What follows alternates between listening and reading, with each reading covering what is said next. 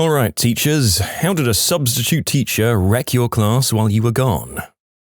Okay, so when I was a substitute, I got a lot of requested jobs because the substitute pool was so poor. One such example given to me was a substitute who would just go to sleep. I barely believed it. Once I was teaching full-time, I had a sub come in for a day, and when I got back, my students told me that he told them to leave him alone, sat down, and went straight to sleep. And it's at that moment that I believed how poor the pool was. When I was in high school, I had a sub do this. We all left early except for a few kids. One of the kids told us later that when the sub woke up, he noticed that all the kids had left, looked at the remaining kids and asked them why they hadn't left yet. Great times. I was a teacher's assistant while in college. The teacher and I took a week-long workshop and had a sub.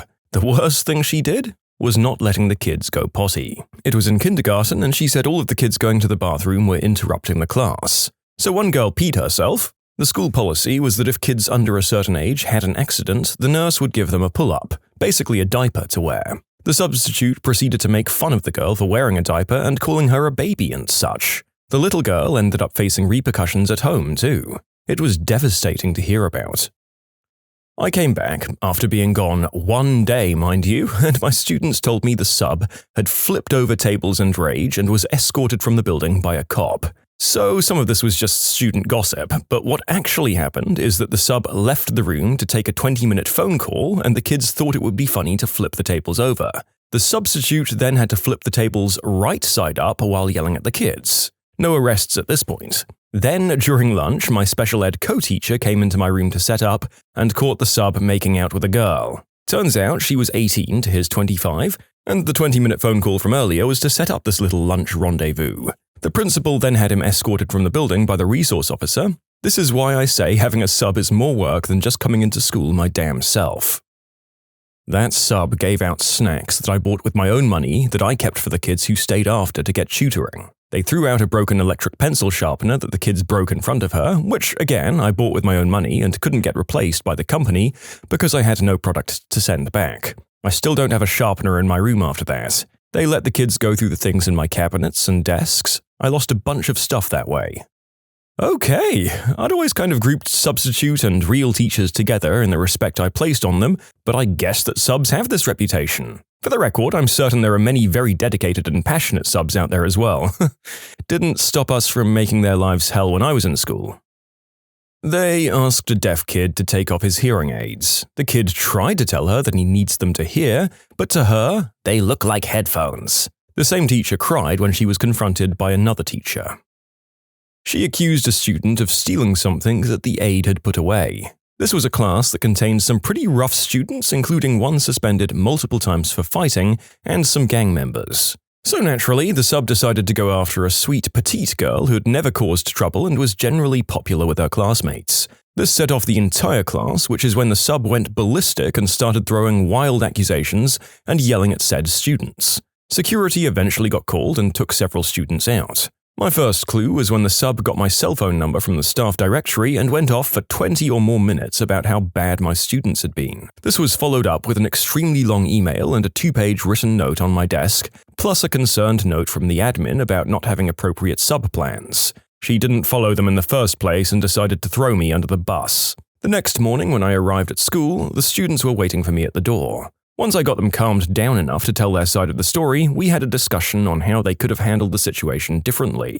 I promised them to never get that sub again. On a related note, I had a good relationship with the said rough children because I treated them with respect and fairness. They usually behaved for me. As a side note, it's insane how easy it is to get even the most crazy of individuals like a normal human if you just treat them with a bit of decency and respect.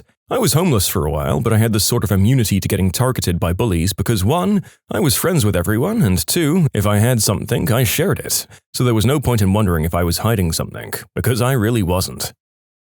They left my perfectly prepped and neat desk in an absolute disaster. They didn't follow the lesson plan, and they took my gel pens. I had a sub steal my dry erase markers and emergency chocolate once. After that, I locked my drawers and left them with 2 pens and 1 dry erase marker. Today I learned how many people don't know what emergency chocolate is. It can be for you, your work friends, or in my case, occasionally also for students who are having a tough day and might be cheered up a little by some chocolate. It builds goodwill. Go and get yourself some. Make sure it's the good stuff. The mixed bag of individually wrapped Ghirardelli squares is my recommendation. It's a small portion, and just one of those feels like a treat. This happened to my colleague, but I was in the classroom next door. My colleague was showing Clash of the Titans at the end of the year, after a unit on ancient Greece. There's mild skin exposure at the beginning and the end of the movie as well, but they were in the middle of the movie, so there shouldn't have been an issue, right? Well, he left the video paused at the right spot. We still had VCRs like 10 years ago when this happened, but the sub somehow managed to show both the undressed individuals at the beginning and the end of the movie. Those scenes were hours apart, and the class was only 40 minutes. Then the sub wrote an email to the principal about how my colleague made him show those scenes. I actually had a similar incident with a sub and the Clash of the Titans movie, though I was a student at the time. Apparently, our substitute didn't know that there would be tasteful skin exposure in the film, so when the undressed from the waist-up woman feeding her child popped up on screen, she sprinted to the front of the classroom to try and physically cover the TV with her body. Classic Catholic school. Didn't do anything to the kids per se, but told them that the reason I was out was because my mum was having chest cancer surgery. I teach K5, and I specifically didn't tell the kids because I didn't want them to worry. So when I came back, I had a bunch of kids coming up to me asking about my mum, which was so sweet, but not something that kindergarteners should have had to worry about. They rearranged my room, not in a moved a student A away from student B and put her by student C way, in a move the giant rug over to the opposite corner of the room and completely change the layout of the student desks and rearrange a bookshelf way. They lost more than half of my textbooks that I'd purchased myself, as well as textbooks that were school property. Administration just shrugged at this, until they found out the textbooks belonging to the school were around $120 each. They also lost all of the book assignments of 4 classes I asked them to collect so that I could correct those at home. It kinda sucked for the students who did put in a lot of work on them and didn't have digital copies. Also didn't teach anything that I asked him to because he didn't really like the subject matter. Also didn't bother grading. When I checked the grades he'd given out, there was only 1 grade and everyone was given 8 out of 10, even the students that weren't present in class. How do you manage to lose a bunch of textbooks from a classroom? I think you mean more like left with them in his bag. I've known a guy to do this as a substitute. He bragged about it on Facebook that he left with 30 textbooks that would have cost him £65 each. I reminded him while CCing in the school and the local police that what he did was theft, and he's no longer a teacher. She let the kids run wild and do whatever they wanted. They were first graders. I was out because my dad had died. Thank God my team realized what had happened, and everyone pulled together and cleaned the room and put it back together before I returned to work. The sub made the handicapped kid who has muscle, joint, and vision complications go grab his textbook from his homeroom. He's not completely helpless, but when it comes to heavy things, he does need help. His homeroom was halfway across campus, and the required book consisted of 5 large text volumes because they're specifically made for his poor vision. He can't wear glasses either due to complications. One of the kids offered to help because they're usually the one that goes and grabs it for him during normal class, but the sub yelled at him, saying he knows they're kind, and thought that they were just trying to get out of class. The sub told the kid he's not there to play games and for the kid to quit it before he sends him off to the principal's office. Needless to say, the entire class was shocked. Classmate came back with another student from the homeroom requesting that next time the sub send someone else to grab the books because my classmate can't carry it by himself. When my usual teacher came back, we requested the sub not return because of what he said to us and did to that classmate. My teacher wrote an email to the principal about it, and that was the end of that. Well, in fairness to this admittedly pretty crazy sub, making up false duties and stating non-existent reasons to leave class are something that a lot of students do when they have a substitute. But yeah, they could have maybe checked around a bit to find out more, and their threats were way over the top. I'll also mention that we've exhausted most of the answers that we've had from actual teachers, so there will be a lot of student witness accounts going forward.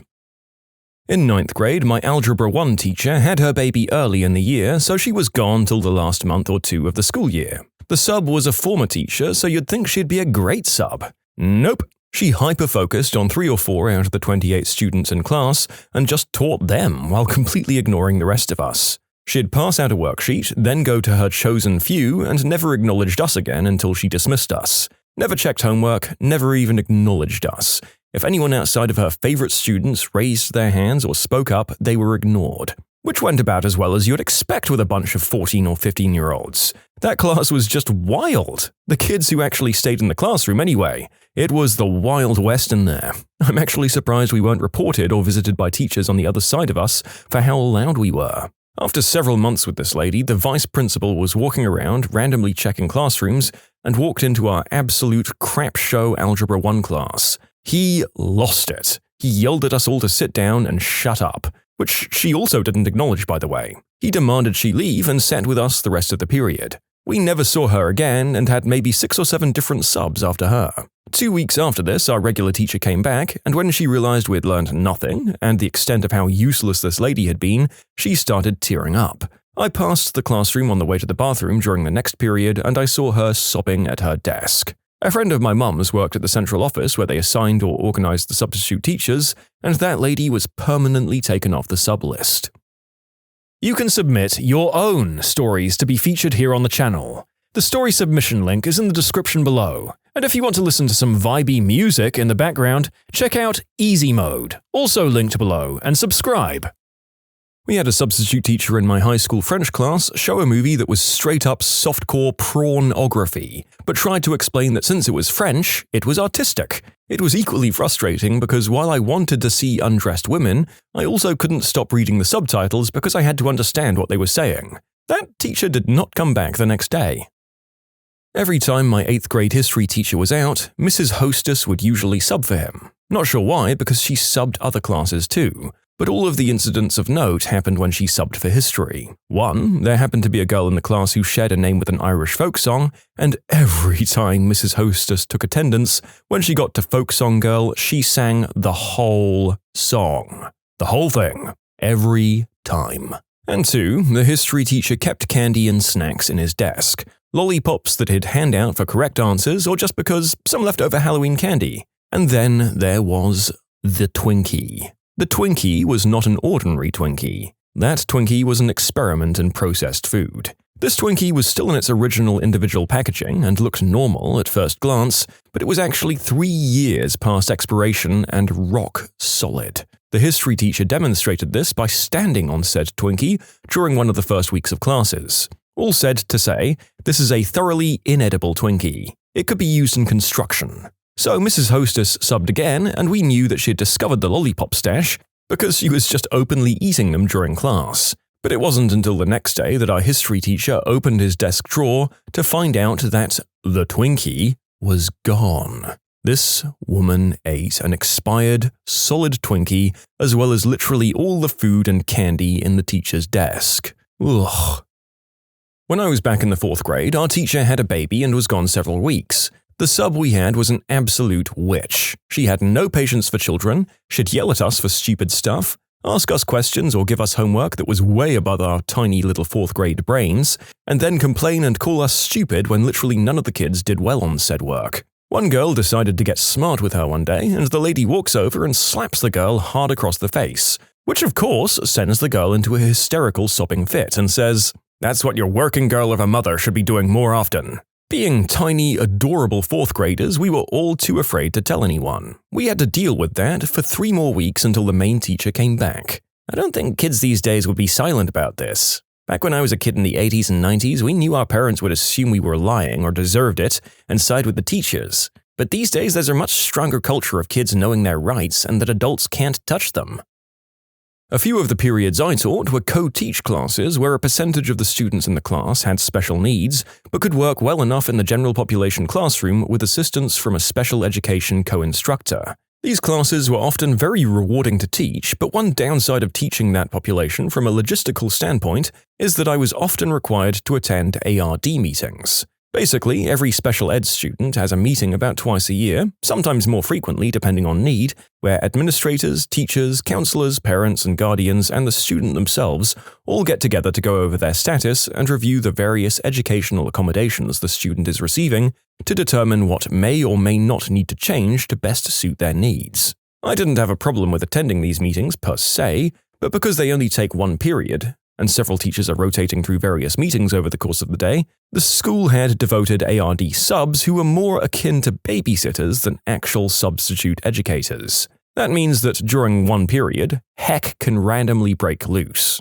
One year, I had a tough student who had some serious attitude problems, but was a good person underneath it all, and with whom I'd done a lot of work to improve her engagement and interest in my class. About halfway through the year, I got called for an ARD meeting during a period I had with said student. In my absence of 45 minutes, the sub decided to pick a petty argument with my kid, who was rightfully offended but unwisely overreacted and escalated things to making threats and nearly coming to blows with the sub to where she ended up with in-school suspension for a while. Getting the story from all parties and witnesses involved later, it's pretty clear the sub was to blame, and the kid who I'd worked so hard with was back at square one. I eventually got her back on track, and she ended up with one of the highest grades in my class at the end of the year, but I could only imagine how much better she could have been without the setback and the amount of lost trust she had in adults. Back when I was a student, I had a sub decide my plans weren't good enough for her and went rogue. She decided to show my students videos of animals giving birth on YouTube. I taught English. On the one hand, that is truly screwed up. I think the only time that would be tangentially useful would be in a higher education veterinarian class of some sort, right? But on the other hand, I really want to hear the justification this lady gave when she was questioned about her educational decisions. Well, I'm a little late to the party, but here goes. I had a grade 1/2 class last year, and one student had diabetes. Let's call him Adam. So Adam had a cell phone that beeps when his blood sugar is too low or too high. It's connected to the monitor in his arm or hip. The cell phone has no other uses, no apps, no data. It's not connected to the school Wi-Fi. The substitute, of course, saw his phone on his desk and promptly took it away as per the no devices rule. During gym class, an educational assistant, or EA, comes in to make sure everything is okay, and Adam is visibly ill. Pale and sweating, the whole works. Luckily, this EA knows Adam's medical plan and instantly asks Adam for the phone, and he explains that the sub took it away in the morning. The EA then loses it on the substitute, demanding the phone. The substitute calls in the principal to reprimand the EA and then gets reprimanded herself, as obviously she didn't read the student's safety plans. She was asked to leave, and the principal taught the class the rest of the day. Adam was fine, drank a couple of juice boxes and had a granola bar. His mum picked him up shortly after. Two things come to mind. There was the one who told the black children they need to speak more clearly because people think black people are hard to understand. Then there was the one just sitting and playing on their phone while the class lost its mind. I'd left out eggs overnight that I was going to use in a science experiment the following day. I was out and thought nothing about it. I returned the following day and went looking for the eggs, only to find them missing. I asked a student where they'd gone, and I was informed that the substitute took the class to the special education kitchen, hard-boiled them, and then ate them. I went to talk to my AP and was informed that the sub had called in sick for her job for that day due to food poisoning. I had a cool Chinese lucky cat that went missing after I had a sub. My students said the sub seemed really intrigued by it, talked about it several times, and even moved it from the shelf where it sat and brought it over to my desk. And it was gone when I returned the next day. I had a sub who somehow allowed a last period class of freshmen to convince them that they weren't supposed to be working on the packet that I left for class, and which every other class that day had been working on. Reason given was because they had, quote, already finished it, and told him they were supposed to be watching a movie. So he went to the library to get the movie, leaving the class unattended, which promptly then broke out into a dance party involving dancing on the desks. My department's chair classroom was next door, but as she taught AP government to seniors, she was able to leave them to come next door and try to figure out what the heck that noise was. Ah, no sub in the room. She calmed the class down and got them back into the seats and into the worksheets, called the principal, who met the sub on his way back from the library, and told him he could go home. My chair also found it would be appropriate to basically call me and blame me for this while I was sick at home. I don't teach anymore.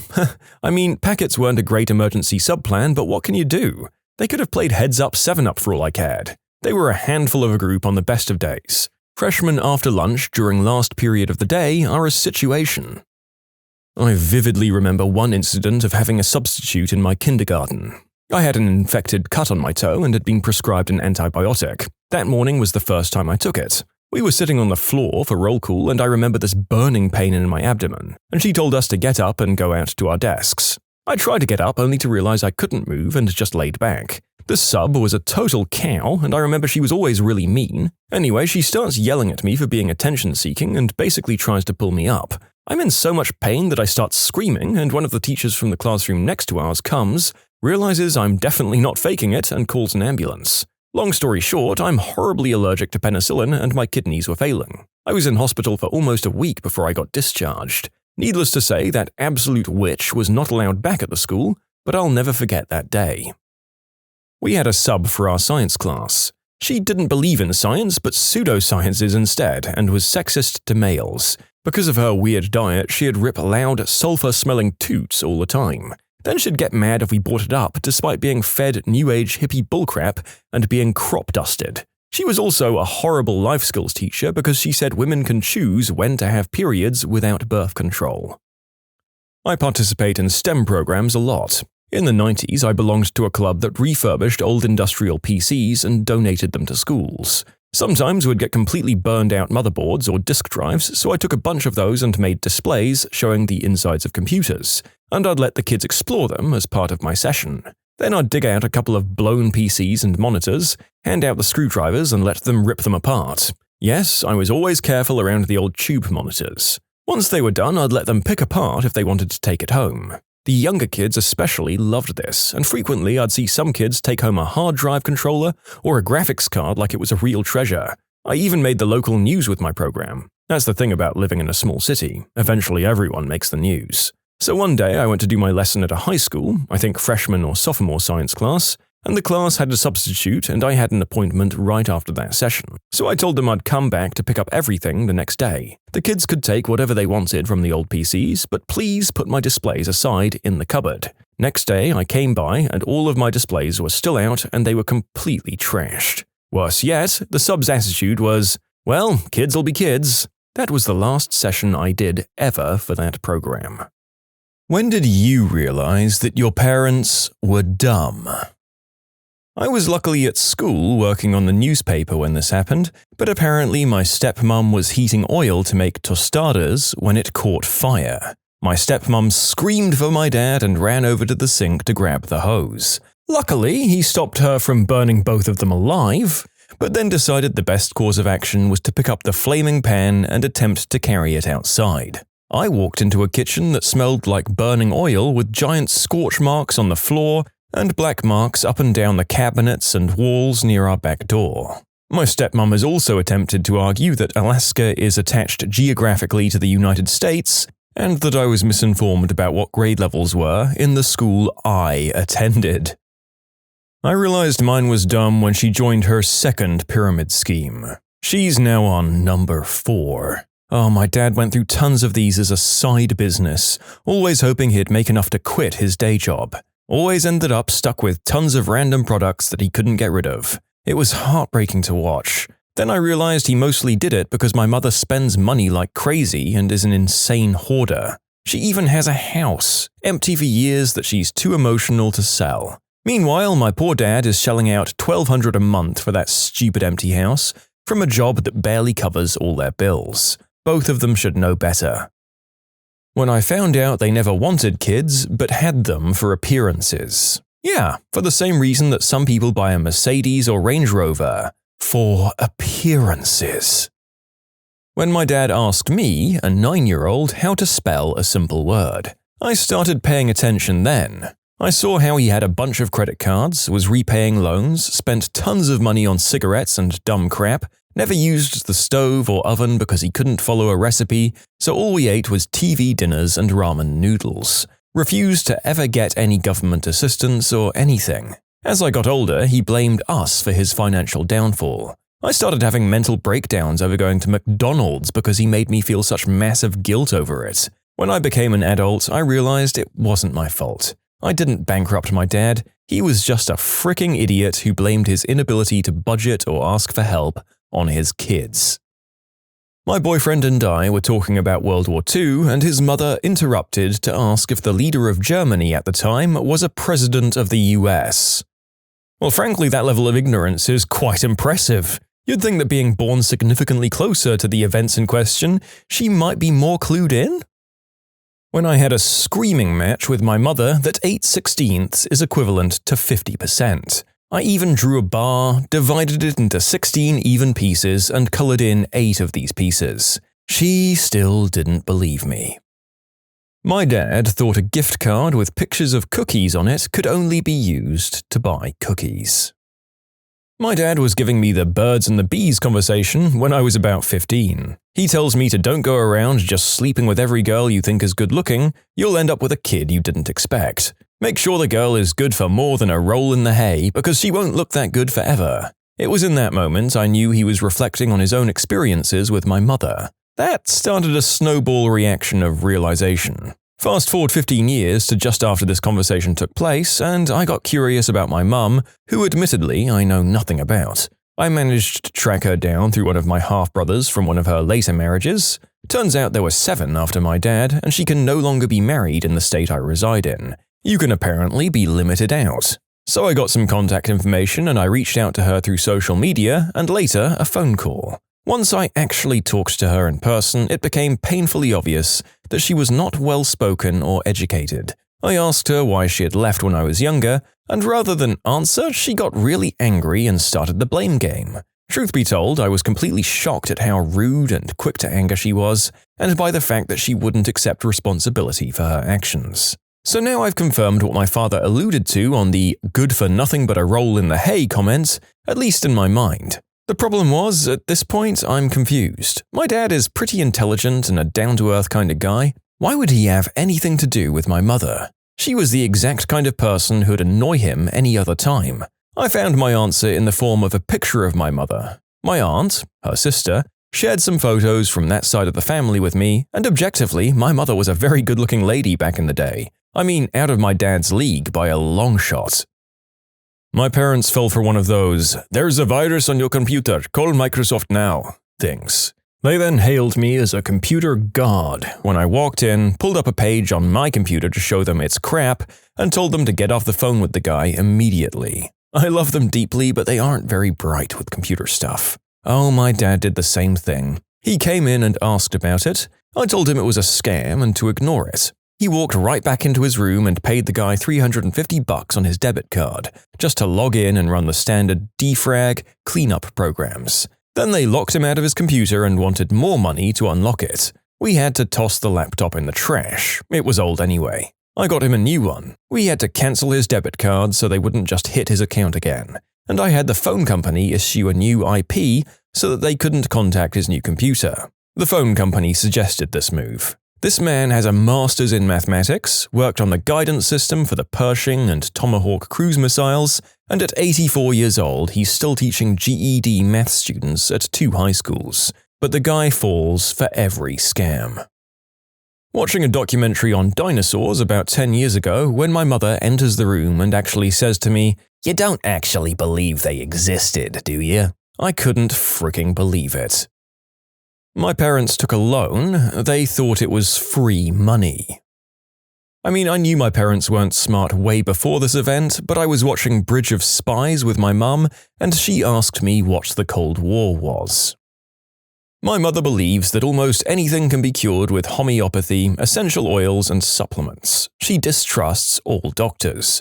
She believes that my brother is on the spectrum because he got the MMR vaccine. She might not have vaccinated me and my brother at all if my dad hadn't insisted. I love the woman to death, but I can't talk to her about health stuff. It's infuriating. I had really bad acne my whole teenage years. It wasn't until I was older that I realized my mom was treating my acne with diluted water instead of actual medicine. Could have saved me a whole lot of scars later in life.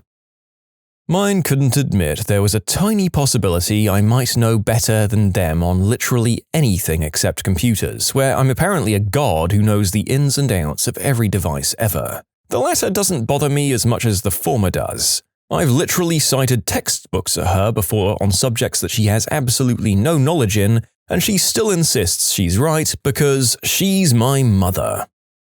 Both of them used to be analytical and rational people until you put them in front of a PC. Then they became like little children crying all the time.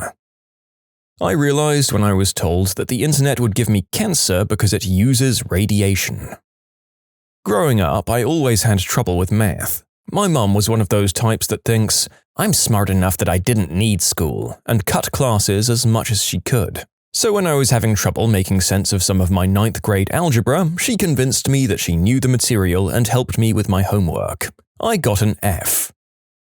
I stepped on some water in the kitchen and asked my mum, "Why is there water on the floor?" And her response, "Oh, that's not water, it's melted ice." My dad got me a small carton of milk and a small carton of chocolate milk and said, "I didn't know which one you wanted, so I got chocolate and vanilla." My mum and her half of the family are from Kentucky, and they fought with me so much whenever I told them Kentucky wasn't part of the Confederacy. I mean, Kentucky had a sizable group of Confederate sympathizers. I don't know which angle they're coming from. Maybe they had ancestors who were in that segment. What I'm concerned about is whether they're the kind of people who think that the Confederacy were actually the good guys. Because God forbid anyone admit their ancestors were on the wrong side of history. It wasn't obvious from a single interaction, but I noticed once I was in school that her response to everything I was interested in was, "Oh, I don't care about that," or "I don't know why anyone would concern themselves with that," and effectively never knew anything about really any topic. If I did ask her what she was interested in, she didn't have anything to say or share that wasn't about spending my dad's money. She didn't work, by the way. She also only judged people based on their wealth and how their house looked when I was dropped off. Again, this is a woman who never had a career. Her parents paid for everything until her second husband, my stepdad, who swooped in and picked up the bill for her life. She could never articulate why it was a potential warning sign to her. She'd just call them names and make it harder for me to leave the house or spend time with my friends. She was unable and unwilling to learn how to explain anything. I'm talking like the simplest things. There were no steps for anything like hygiene or life skills of any kind. If I didn't learn in school or from my grandparents, then I taught myself. She'd get violently angry and belittle me when I didn't know how to do something. She had a horrible temper, so I just stopped bringing home things like report cards. I was on honor roll all the way through school, but she'd take away all of my belongings, anything I liked or enjoyed, so my room would just be empty. If I didn't achieve 90s or higher in every subject, she'd scream at me for being a slacker. I just stopped bringing home the report cards and she never asked or noticed. She had no listening skills whatsoever and an inability to understand that someone outside of her has a different experience and became very upset when that reality was broken. She got all of her news from US or People's Magazine, but I've never seen her read a real book. Oh, also her and my stepdad's hobbies are gambling and drinking excessively. I can sort of understand my stepdad's perspective as he has a super stressful job and isn't dumb, but he has a very low emotional intelligence, so he just represses all of his feelings and then goes wild on gambling. But my mum's life is the opposite of stressful. She gets super into recklessly throwing away money. I made this list because as a child it's really upsetting when this is all you know, and you think something's wrong with you. But your parent can absolutely be a narcissist and also not very smart. It doesn't mean that it's you that's the problem, though. You can submit your own stories to be featured here on the channel. The story submission link is in the description below. And if you want to listen to some vibey music in the background, check out easymode, also linked below, and subscribe. I don't think mine are stupid or anything, but the way they behave in their relationships, they're divorced and both have remarried, makes me realize that they're both flawed humans who don't always think logically. When my mum looked at me with serious conviction and said that the devil is the father of Barack Obama, she said to watch the news at 3 a.m., that's when they tell the truth. Apparently, noodles and rice are health foods. You have to eat a lot of them. I don't know why you're getting chubby. God, I love my mum, but her nutrition theories are horrible. The moment my mum tried to convince me of the following, that saving is always better than investing, always. When traveling out of country, always use traveler's checks and never a credit card. To take your car into the shop for everything, no matter what you think you know, just don't trust yourself when it comes to anything mechanical. And the moment you disagree with her, you're telling her how to feel and are therefore a misogynistic jerk. Therefore, the only logical conclusion is that you must agree with her on everything. Smoking, therefore, isn't bad for you, physical well-being has nothing to do with emotional well-being, and my father is wrong about absolutely everything. If you disagree with any of that, you're a sexist. And I think my father isn't smart because he has no backbone and has never once approached my mother regarding her craziness. The vacuum cleaner has been broken forever. My uncle gave us a new one for Christmas, and my mum threw it out because it was green, and she doesn't like green. Every time I tell them we need a new vacuum, she says we don't have the money. but we have the money to go on a trip to Disney World and buy new couches in the past couple of months. Both my parents are idiots when it comes to prioritizing. Also, when it comes to keeping any kind of pet. Dry sand for hermit crabs is unacceptable, and a 5-gallon pot without a filter in the heat of summer is acceptable for a goldfish. Here was probably the biggest indicator. I was 12 or so at the time, and I got dropped off at the bookstore for an afternoon. I was given some money to get something to eat or drink, maybe a book or some Pokemon cards, and enough money to call when I needed a ride. This was pre-cell phone, so I had to use a payphone. Calls were 50 cents at the time. I burned up $3 calling every 10 minutes until my mum answered. It was 4 when I started. About 5 when she finally picked up.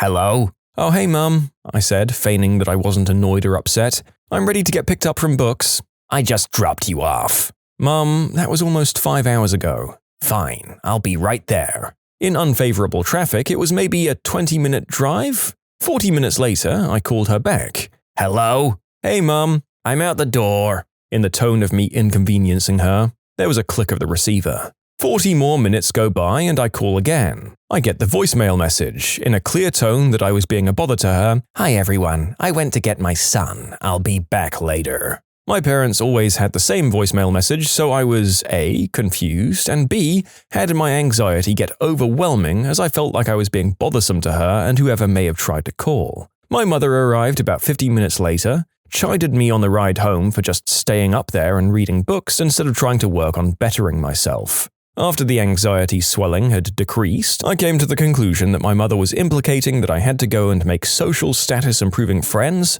and going to parties, and that the path I was going on wasn't going to lead to a happy or respected lifestyle. I started doing substances a few years later, and even though I quit a long time ago, the effects against my personal life still linger. I also stopped reading as much. I've been trying to get back into that lately. My dad was a janitor his whole life, raising 9 kids. My mum lost a lot of money in multi-level marketing schemes. They both believe in very weird conspiracies and think everything causes cancer. My dad could never figure out computers. I still remember a time he came home furious that work wanted him to take a test on the computer, and he said, "Computers aren't useful at all. I don't see why we don't just stick to pen and paper." There are plenty of stories about my parents' ignorance. I still love them, though. Claiming that the devices that half the people you know work with, and who also probably make more money than you with, are useless, is one hell of a bold claim. My dad is actually a very smart man, but my mother, oh god. Putting aside all of the idiotic parenting things she's done that have messed me up, here are some of the amusing ones. When I was a kid, I was, and still am, absolutely obsessed with animals and books. So I had this book about the classification of animals, and I mentioned to my mum that insects were a kind of animal. She insisted that I was wrong and that I was confused, because I was like 7, so my mum just must know better than me, right? But I'd also been reading about this less than half an hour ago, so I knew insects were animals. I showed her my book, and I think she realized she was wrong, but she was angry she was outsmarted by her first grader. So she said not to believe everything I read and to stop being so disrespectful. Going off the don't believe everything you read thing, she believes everything she reads on Facebook. But when I try to show her a credible source saying I'm right, like when she didn't believe it was legal to fire someone because they're gay in our state, she pulls that line again. She once slept with onions in her socks because Facebook said it would draw out toxins. I grow a lot of succulents and I water them with a spray bottle. And once she said she thought it was cool that she could see that they'd been breathing. I was confused before I realized that she meant the water on the windows behind them. The water from my spray bottle. She tried to tell me that snakes don't have bones. I had a pet snake at the time and had, as I said before, been obsessed with animals all of my life, so I generally know what I'm talking about. I even showed her pictures of snake skeletons and stuff, but she insisted it was fake. She just really hates being wrong, but usually is wrong.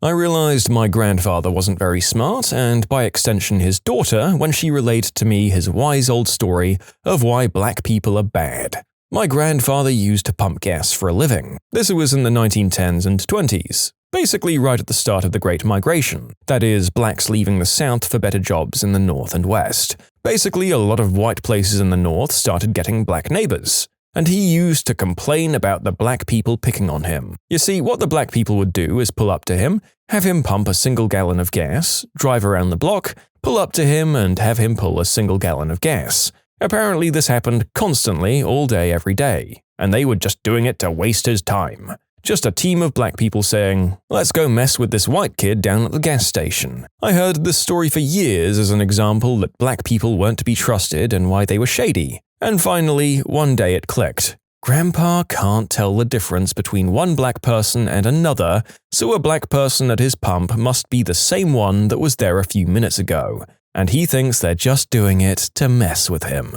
I pointed out that this was probably the case to my mum. Grandpa was long dead by then, but she still maintains that there was a massive black conspiracy to pay the asking price for gas and make one white teenager do his job. When my mum, a Spanish teacher, pronounced iguana iguana, she also tried to serve us chicken tartare once. The way my father treated his peers. With friends, family, he's nice, but with his employees he was a jerk, with waiters, salesmen, and others too. Mine were fundamental Christians. They thought the earth was 6,000 years old and dinosaurs were a test of the devil. They're not very smart. Mine had me. My mum didn't know that there was a First World War. As a kid, when I asked about it, she said that I mixed up the number. It's World War II, not World War I. And when I followed up with, then why do we put a 2 at the end? She said, because the war was so big we have to multiply it by 2 to accurately describe it. She was dead serious. And just the other day, she told my 3-year-old niece, her grandchild, that all turkeys came from the country Turkey. She wasn't joking. My parents are both smart people. My dad is the manager of a tech support group and my mother is a retired elementary school teacher. What I'd say about them is that they aren't well-rounded and their intelligence is specialized to their profession. It's hard to have a conversation with my father that isn't about work or sports. My mother doesn't want to learn anything new and shuts down when she has to figure out something on her own.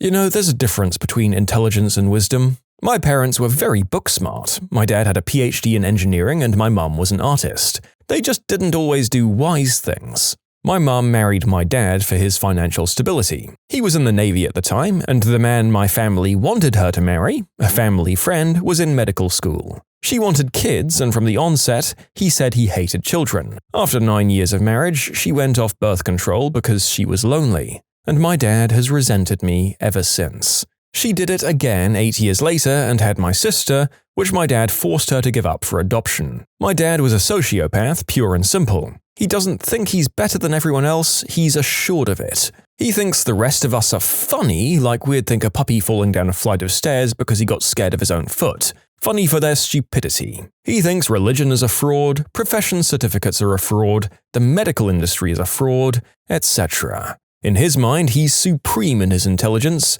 and left the Navy because he couldn't get promoted. I was told by one of his fellow shipmates he was the Frank Burns of the crew, trying to befriend power and backstabbing anyone else. He was just really bad at it. My dad has no friends, says he doesn't need them, and he job hops every few years, making a crap ton of money as a defense consultant. A really unlikable guy. So yeah, they were smart but not very wise. A final nail in the coffin was when I realized they actually read the articles in the Daily Mail. It took mine at least 4 hours to balance the checkbook together. How about still uses a checkbook as a mark of intelligence? When did you walk away from mortal peril, completely unharmed?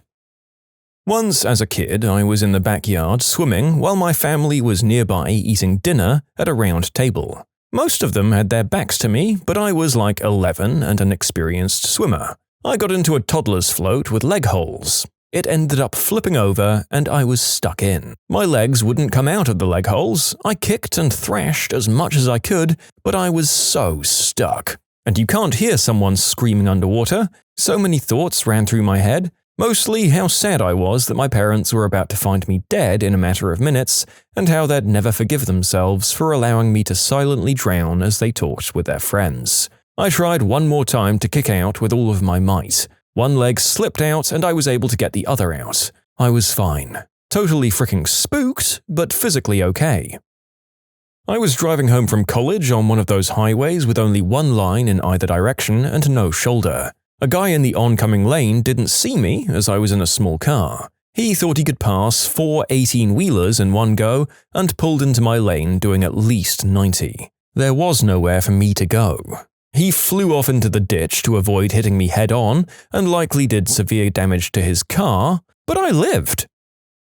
I was drunk and running in the woods when bam, barbed wire straight to the throat. The last thing I remember was I couldn't breathe and was passing out, and there was blood squirting from my neck. I woke up an hour later and walked home looking like a murder victim.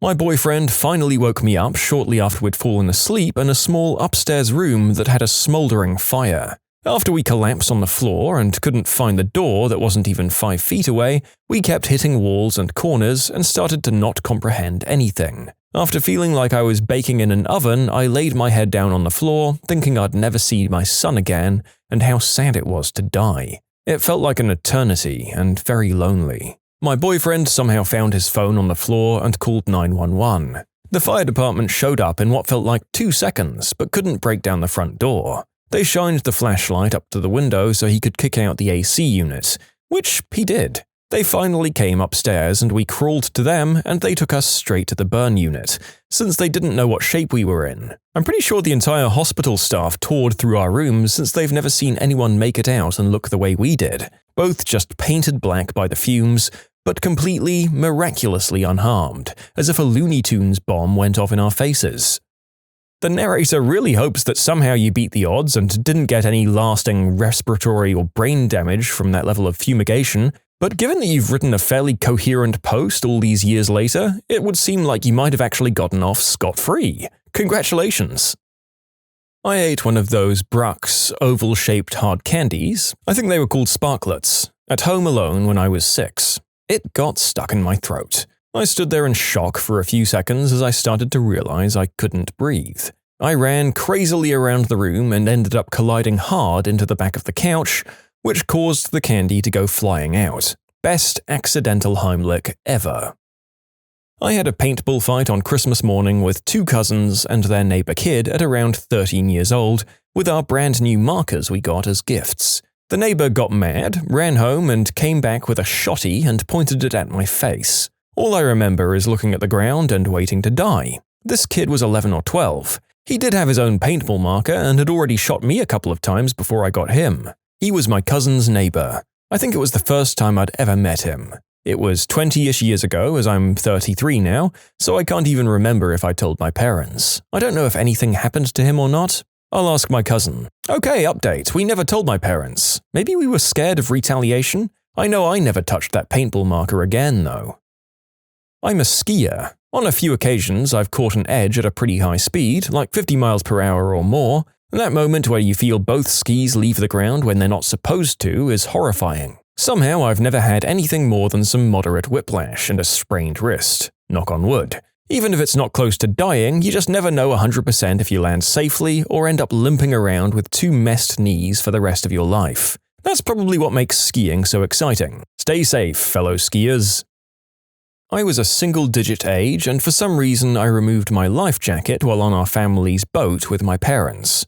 I was attempting to sit on the little board that sticks off the back for climbing into when I toppled off into the water. I was still in swimming classes at the time and couldn't do much else but doggy paddle. I was bobbing up and down in the water and I couldn't get enough air in to scream between coming up for air. I was little and getting panicked and tired really quickly and began to sink, one surfacing at a time, until I couldn't surface anymore and I realized I was done. I thought about my parents on the boat who didn't know that I was gone, and wondered when they'd realize I was missing and if they'd find me. A big grey fish swam by, and then I saw my mum dive in just as everything went dark. I woke up on the boat in a towel. My tire popped going over a 2-lane road with steep drops on each side. My car jerked to the side hard and my car went sideways. Half of it hung over the side and luckily it's low, so it bottomed out. I climbed into the back seat and jumped out the back door. Some dude in a truck pulled me out and I drove on a flat to the other side and swapped my tire out. I swear it's always just some guy in a truck ready to help. They're either the best people or the worst.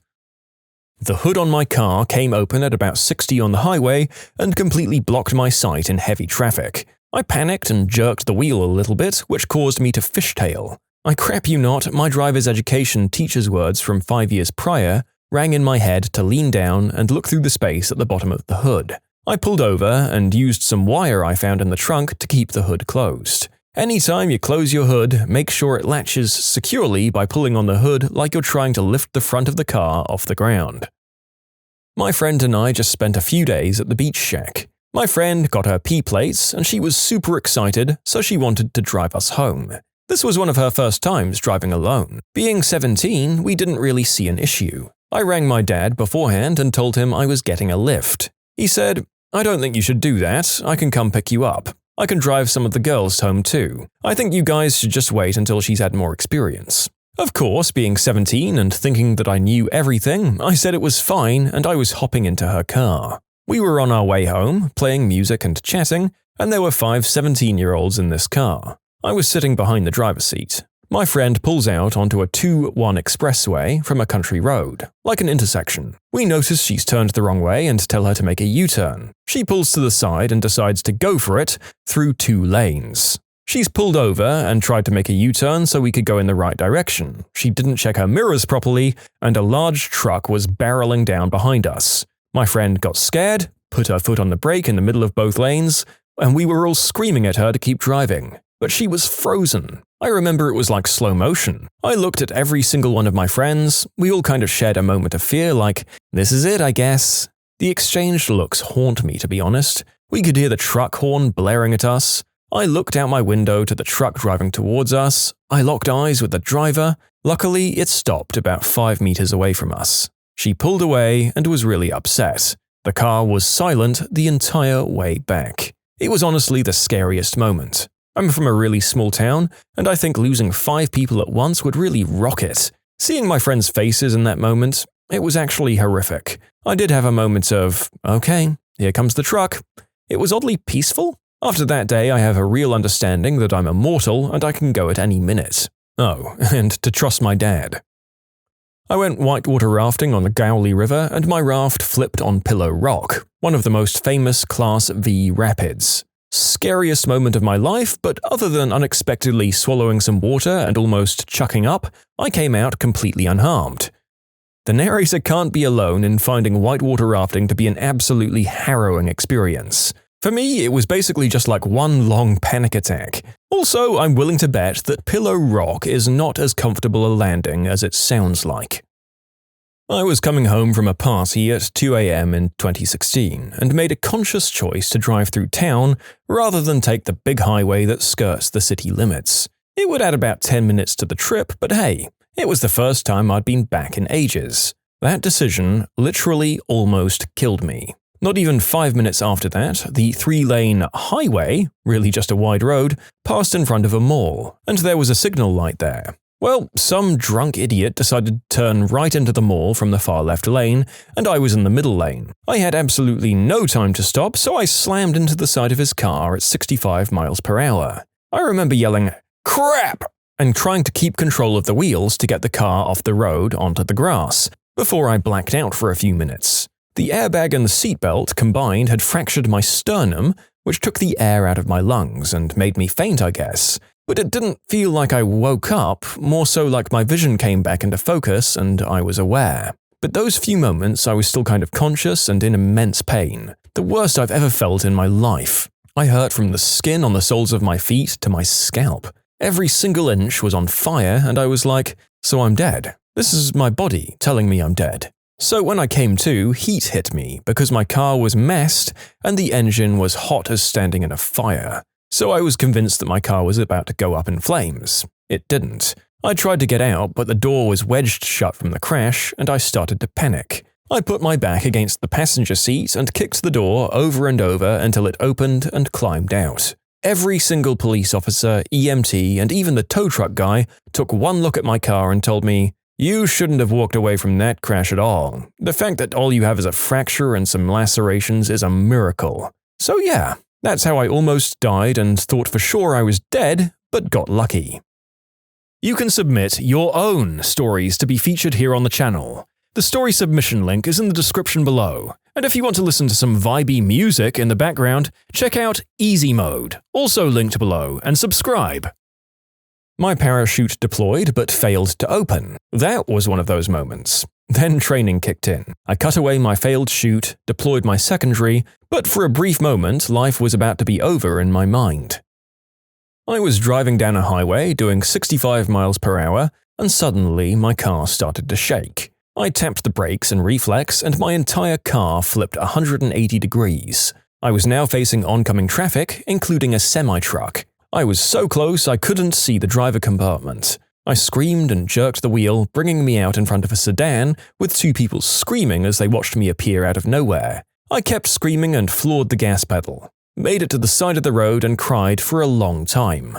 I'd blown a rear tire. Hitting the brakes was a terrible, terrible choice. I was a senior in high school, and the student club I was in organized an unofficial beach trip towards the end of the year. No teachers or official permission, leaving me and a few other seniors in charge of supervising everything. After a couple of hours worth of fun, one of the other students came running up to me and said that 3 of the younger members of the club had been swept up by a riptide and couldn't get back towards shore. Me and 2 other older students, all experienced swimmers, immediately went to go and help them. My friends got 2 of the 3 kids in trouble and started guiding them parallel to the shore to get them out of the current. But the guy I went for was panicking, barely staying above water, and started dragging me down with him almost immediately. I yelled for people to get a lifeguard and tried to keep us both afloat, but after a few minutes, maybe 5, maybe 10, it felt like forever, I was getting exhausted and having trouble keeping both of us above water. I couldn't see anyone coming to the rescue. I started getting big mouthfuls of water, and my leg muscles were cramping up. I remember thinking, holy crap, I might actually die right here, right now, as the current started pulling us further and further away from where everyone was. Thankfully for everyone involved, one of the students on the beach had flagged down a couple of surfers who made their way out to where we were as quickly as they could and hauled first the youngest student and then me onto the front of their boards and took us back to shore. I'll always be thankful and appreciative of those strangers who put themselves in the dangerous position of rescuing 2 drowning swimmers. As several people have pointed out, it's not uncommon for people to die doing what I did, swimming into the water to rescue a drowning swimmer without training or equipment. There are a few techniques for rescuing drowning swimmers that everyone should learn if they're ever in the unfortunate situation of having to use them. I should have used them, but I was 17 and not thinking straight at the time, and I almost paid the price because of it. I was pregnant and got meningitis. At work, I fell ill, and they sent me home because apparently I looked grey. That night, my head felt like it was going to explode to the point that I started ramming my head against the wall to relieve it. My husband was terrified and wanted to call an ambulance, but I refused, thinking it was just a bad headache. Fast forward to things getting worse and to being taken to the hospital and them saying it's probably a migraine. I have migraines, and this was no migraine. A quick-witted nurse saw how confused I was. I couldn't remember my birthday or our son's birthday, or even how to sign my name. She took my temperature and did a urine test. As she's taking my temp, she goes, Whoa, have you taken your temp? It's 104. Suddenly, all of these alarms go off and I can't move. My body felt like I was locked up in a giant cramp, and I was having a fever-induced seizure, but I was conscious for the first part of it. I just saw a storm of doctors and nurses and equipment rushing into the assessment room. I thought, oh my god, my husband is going to get a call that I'm gone, or a vegetable, and my son won't have his mother, and this kid in me now won't know life. Then there was nothing. Lucky for me, they just covered me in ice to bring down my temperature, and that stopped the seizure. They took me to the ICU and sent me for an MRI, and all I remember is them telling me they may have to put me in a coma, and do I want my life to take priority over the life of the baby. Sitting in that ICU room in total isolation, they didn't know if it was bacterial or viral for a day or 2, so no one could visit. I had a lot to think about and really had to come to terms with the fact that I might not make it out of this, and my baby might not either. You have to make your peace and stop fearing death and kind of get to work. I wrote letters to loved ones, thanks to a very brave and kind nurse's help. I'm happy to report it ended up being viral meningitis. I fought hard, and both myself and my now perfectly healthy 3-year-old son are doing great. I still have the letters in my safe and hope I never need them handed out. It was a long road to recovery, but I've never taken my health or life for granted again. I own a '65 classic Mustang which I enjoy driving anywhere it can go. I once took it up a large mountain with a group of friends. The roads weren't steep or especially dangerous, but there was danger present because of how high it was. We made it up the mountain with no issues and stopped at a bar at the top where my friends got plastered. I didn't drink because I was the designated driver. Before I continue, I need to clarify that the brakes on a stock classic Mustang from the 60s need to be primed before use. Basically, you have to hit the brakes twice before they work. On the trip down, the brakes cut out and stopped working. I primed the brakes over and over, but they didn't engage. The parking brake hadn't been working the past month and was going to be replaced that Monday. I soon lost control of the car and we started to barrel down the road. We turned a shallow right and saw a long road that ended with a sharp turn. At that moment, I thought I was going to die and take my friends with me. They had no clue, they were plastered in the back. Luckily, the brakes re-engaged halfway down the road and we managed to turn the corner. It's been 4 months and I haven't touched that car. To this day, my friends have no clue what almost happened. Hitting the brakes twice to engage them? What is this madness? I'm hoping that this is something that we've completely phased out by now. Also, go figure that a vast majority of people's near-death experiences are car-based, with a close following of people in water. A really bad flash fire at work where I jumped into a pit to get away from the heat. I saw the flames roll right over the top of the pit. I thought for sure I was going to die. I got some wicked third-degree burns, but I lived.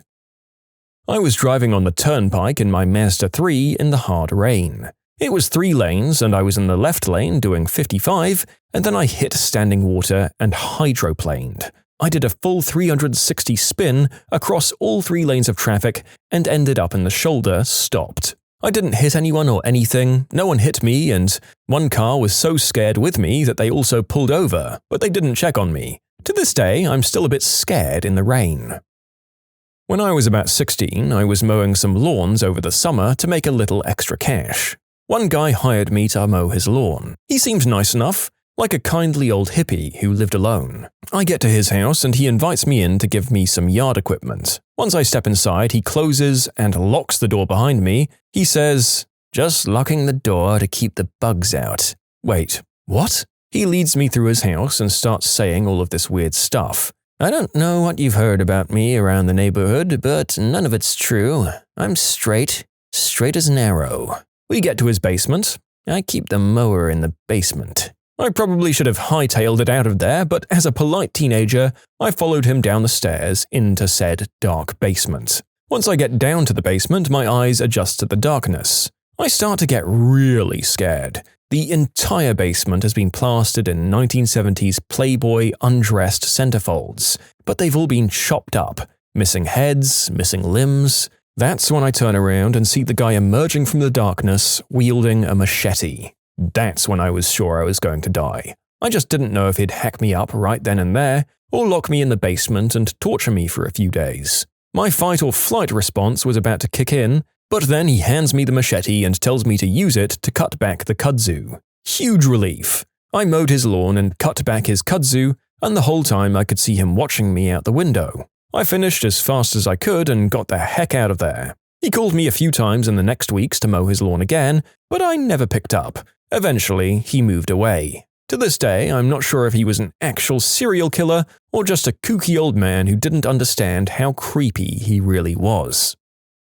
When I accidentally got dosed with something nasty at a party because I drank the drink of a female friend, I left for home on my own and fell from my bike 5 times and landed in the bushes next to the road. I threw up everything I had inside me and was so disoriented that I couldn't get up anymore. I slept through the night in the bushes while it was 13 degrees Celsius out and had multiple occasions where I thought I'd die.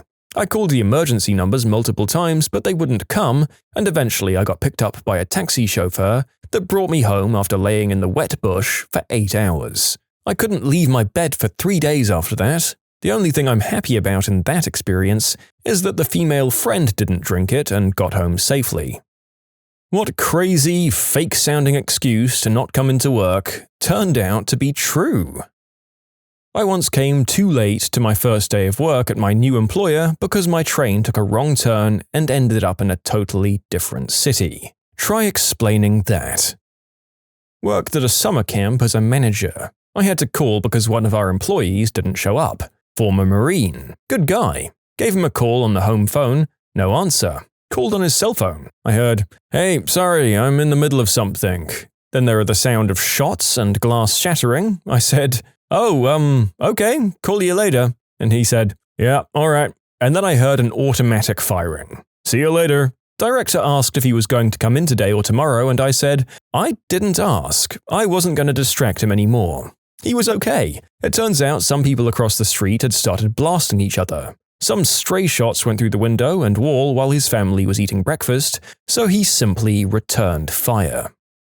Saddest one was when a guy called in and said he couldn't make it in because his wife just lost their twins, like 2 weeks before the due date. I remember him saying it pretty casually and that he'd call in later about tomorrow's shift. I was just stunned. I couldn't believe it. I told him to go spend some time with his wife, and I was taking him off the schedule for 2 weeks. He broke down after that and just started crying uncontrollably. I gave him the number to one of those counseling services that's offered through our company, but man, I still remember how absolutely broken he was. He was never the same when he came back too.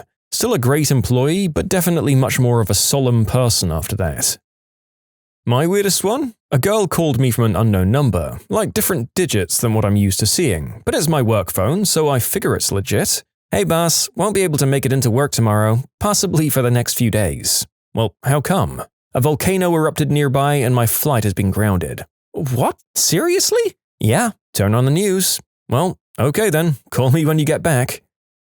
Yes, the narrator remembers that particular hold-up to basically all of the world's flights in 2010. IDOWorkHereLady. I'm not sure if I've pronounced that volcano correctly. It's wild how one eruption in such an obscure little country probably caused the biggest number of call-ins to unbelieving employers in history.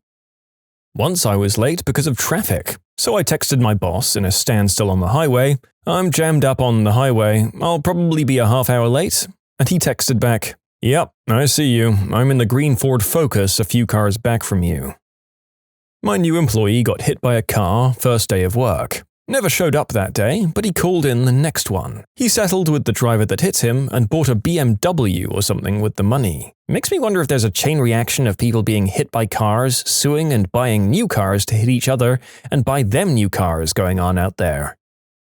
I gave a weird excuse that my boss didn't believe. My grandmother had ALS and was in her final few days. I asked for a few days off. She was hanging on longer than anyone thought she would. The day I was set to go back, my grandfather had a heart attack and died instantly. My boss just kept saying, "I thought your grandma was sick."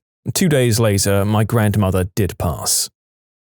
I got this text the other day. "Hey, my brother's cat died. I have to go to the funeral." Apparently, his brother was autistic and wouldn't let them take the cat unless they agreed to a funeral for it. So instead of letting him clutch a diseased pet, they agreed to demands. I almost didn't believe him till he showed me a picture of him in a suit with his family and a shoebox. I didn't give him any problems because the dude is a good brother.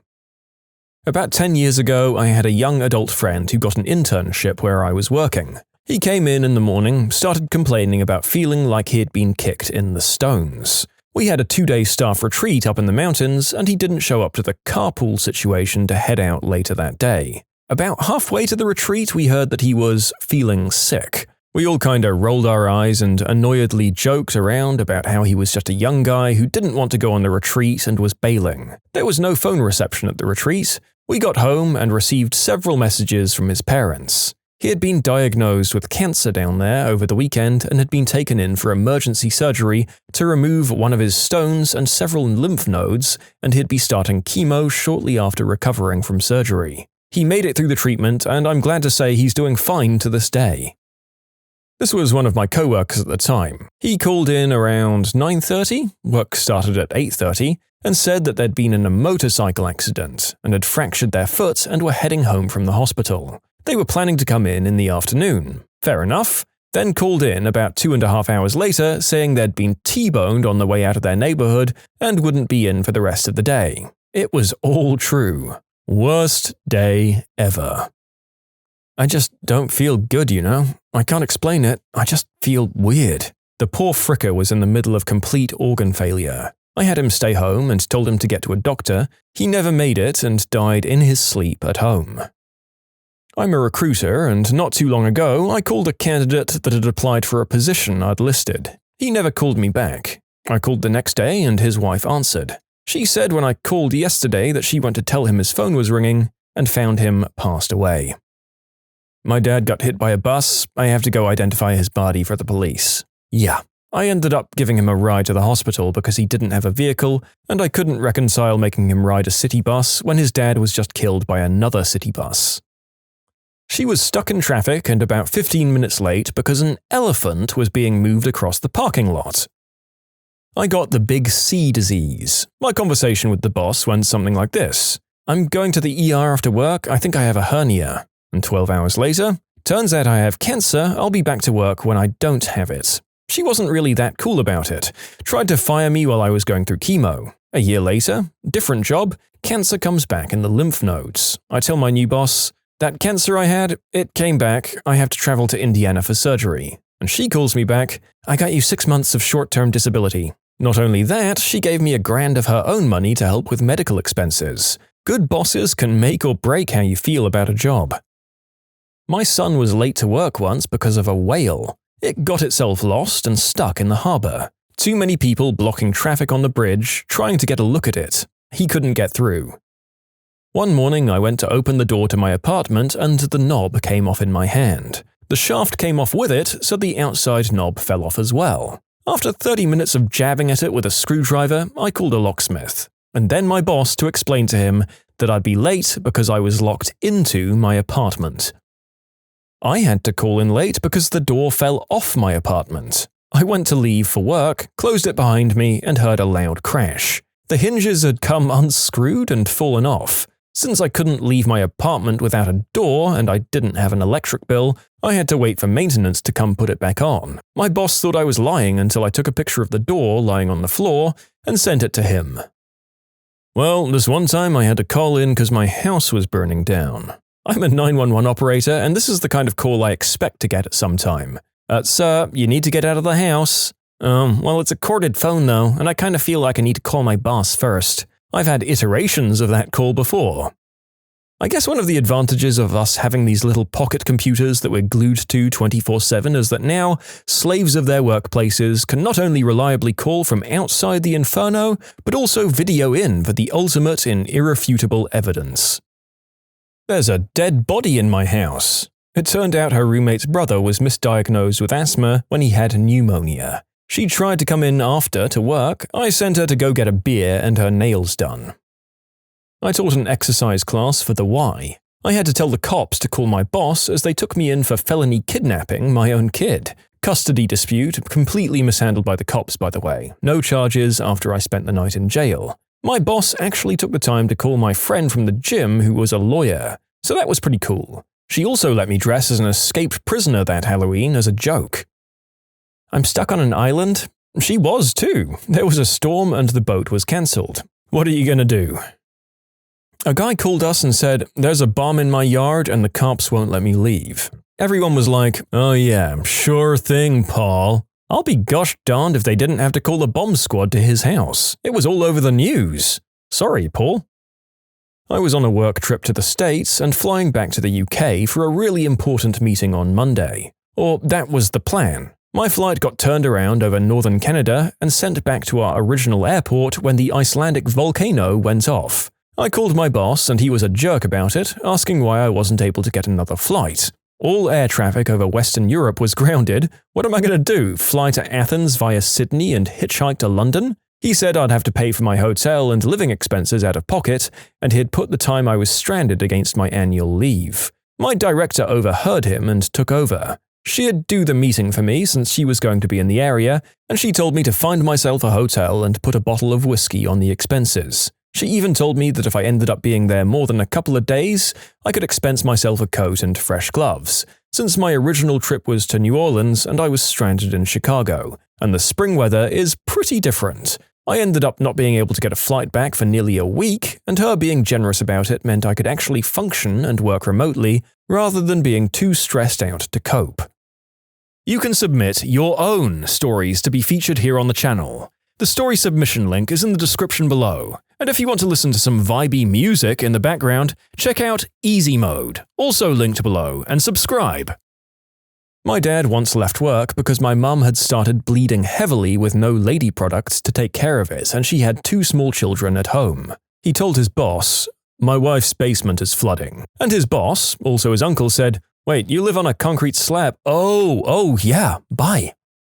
One morning in France when I checked in, I saw an employee smoking his cigarette in front of his car. He was early, so he had time to do so. Well, a police car starts to pass in front of him, really slow while looking at him like he was a gosh darn psychopath. The dude thought it was a good idea to wave them hello. The cops stopped their car and jumped out to check him. They checked the exterior of his car, his papers and such for about 30 minutes, and told him they had to wait for the national police to check the interior of the car. So they call in. The national police answer them that they'll be here in about an hour. So here they are, the 3 musketeers, the dude and the 2 cops, standing in the middle of a parking lot, not talking, not doing anything for an hour except staring at each other. The national police come in, check the car, nothing to see, and nothing to be alarmed, of course.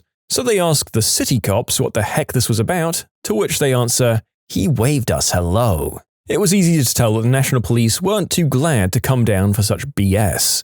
The employee was finally released after 2.5 hours of nonsense. The employee didn't have to explain crap as the manager saw everything. He was noted late with that cause. Waving hello to police officers. Now everyone at our place who sees those cops waves them hello. Not sure if this counts, but an old employee who used to run his own company used to be a real hardliner. "You'd better be dying if you call in," kind of thing. He had an employee call in and tell him, "Boss, I met a woman and I'm going to be spending the day in bed." He let him stay home. Employee here, my boss called me asking if I could come in early. I told her that I went partially blind because apparently my eyes are sensitive to bleach, but that I was still planning on coming in later. She gave me the day off because, as she put it, as a lifeguard, you do need to be able to see the kids in order to save them. A girl I work with once called in late because a deer stole her wig. Literally no one believed her until she showed up about half an hour late with a bandana on her head and a grainy picture of a deer standing with her afro in its mouth. She rides her bike to work through a patch of wooded area and apparently stopped because something got stuck in her wheel, and was laying on the ground for so long, not moving, trying to fix the wheel, that a deer came over, chomped her wig and ran off with it. I was in awe. Once I had to ring into work because I'd fallen cleaning my ear with one of those cotton earbuds. Bad for you, I know, but they just feel so good. Anyway, I had to go straight to the emergency doctors. Luckily, no lasting damage, but I had awful hearing and dizziness for weeks. I'd just hired a new prep cook. About a week in, I was driving into work and I passed a truck pulled over on the highway, and a guy running back to it carrying something in his hands. He looked vaguely familiar. Anyways, I got to work and went through the motions. 20 minutes past the time he was supposed to arrive, I called him up to see what was going on. He said, "Sorry, I had to, stop and take care of something important." The way he hesitated made me suspicious. I asked if he drove a red Ford. "Yeah."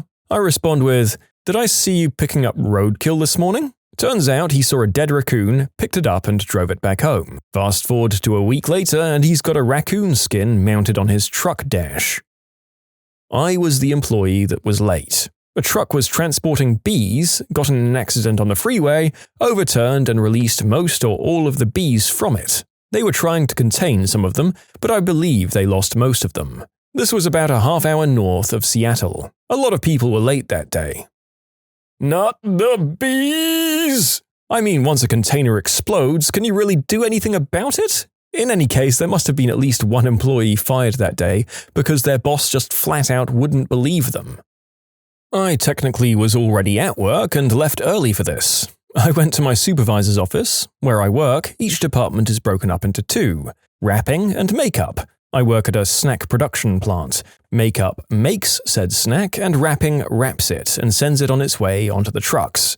So, in the office is my boss and the makeup boss, a super chill guy. It went like this. "I need to leave," I said. "Why?" said wrapping. "I have a situation that I need to take care of immediately.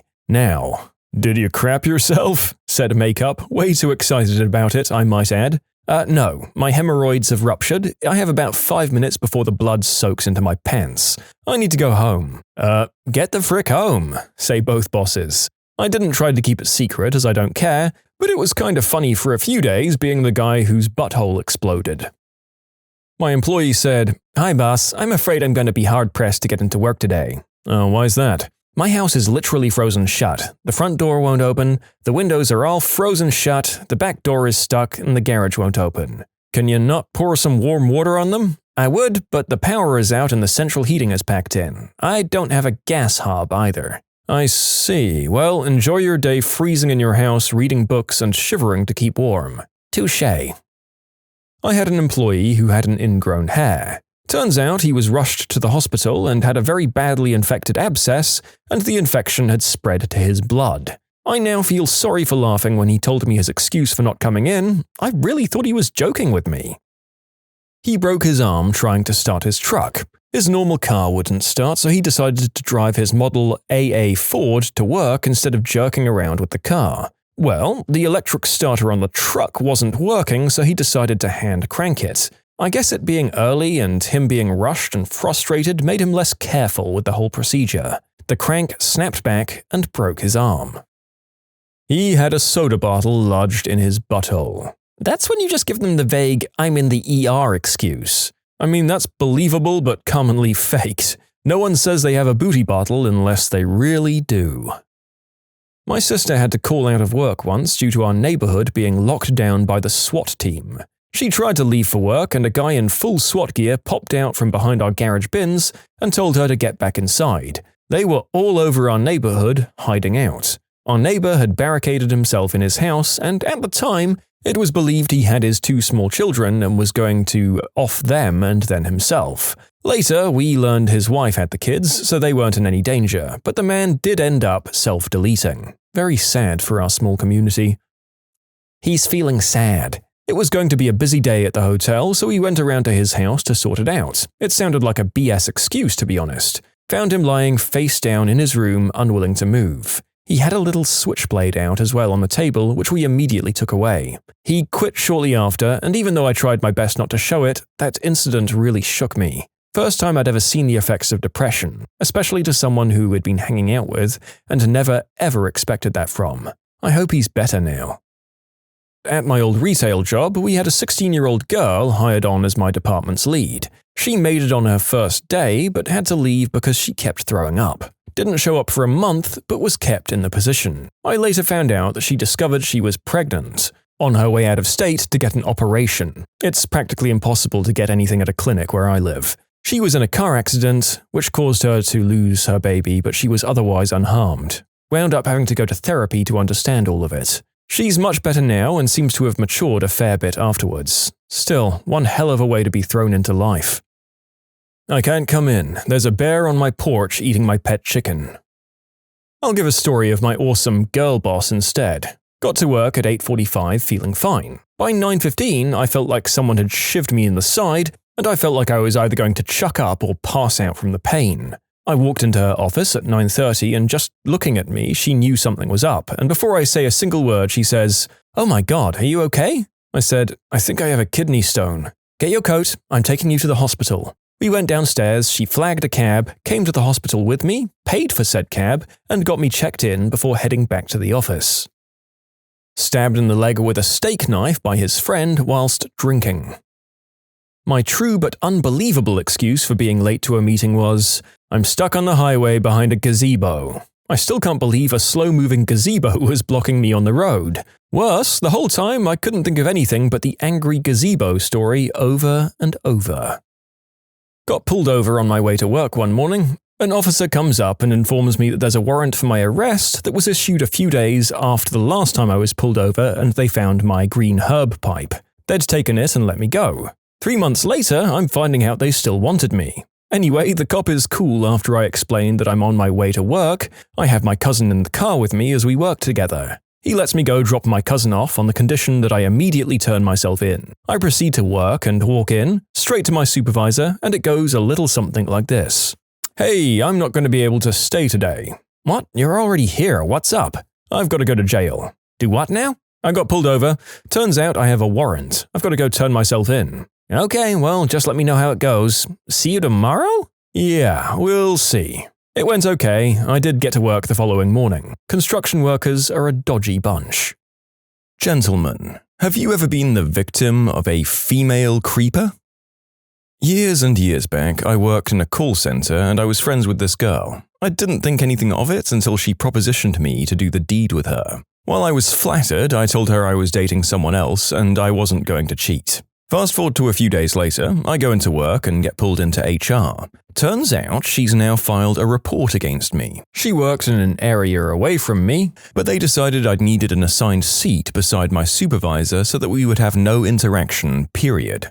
I was fine with that until her friends started sitting not too far from me, usually right in front of my field of view. And she'd come over and sit and talk to them, antagonizing the situation. My boss saw what was going on and brought it up to HR that she was pushing the situation, but it was her words against mine or my boss's. A few more weeks of me being watched like a hawk go by, and I go into work only to find security and my boss waiting for me. Apparently, she felt that me looking in her general direction was an attack, so she filed another claim, this time saying I've been sending explicit messages and emails to her. This time, my boss fought for me, but I got sent home, walked out in front of the entire call center surrounded by security. I remember writing an email to HR and management that night, stating I'd had absolutely zero contact with her since the night she propositioned me, and offered my computer, a lie detector, anything to prove my innocence as long as they'd question her. Well, apparently they brought that to her, and she ended up confessing that she made the whole thing up, and that she did that to another employee and got them fired because they turned her down. For some reason, they let her keep her job. In fact, they gave her a fat severance package a few months later. I got stuck in the same punished seat and being threatened that if I told any coworker what happened, I'd be fired. I left a few weeks after the incident, but she had ruined my reputation. In that line of work, I couldn't find a job for anything for a while. A few years down the line, she spots me on a dating app and tried to hit me up. And yes, at the time I did try to sue. What was more screwed up is that no lawyer in town would even touch the suit. To this day, I still don't get it.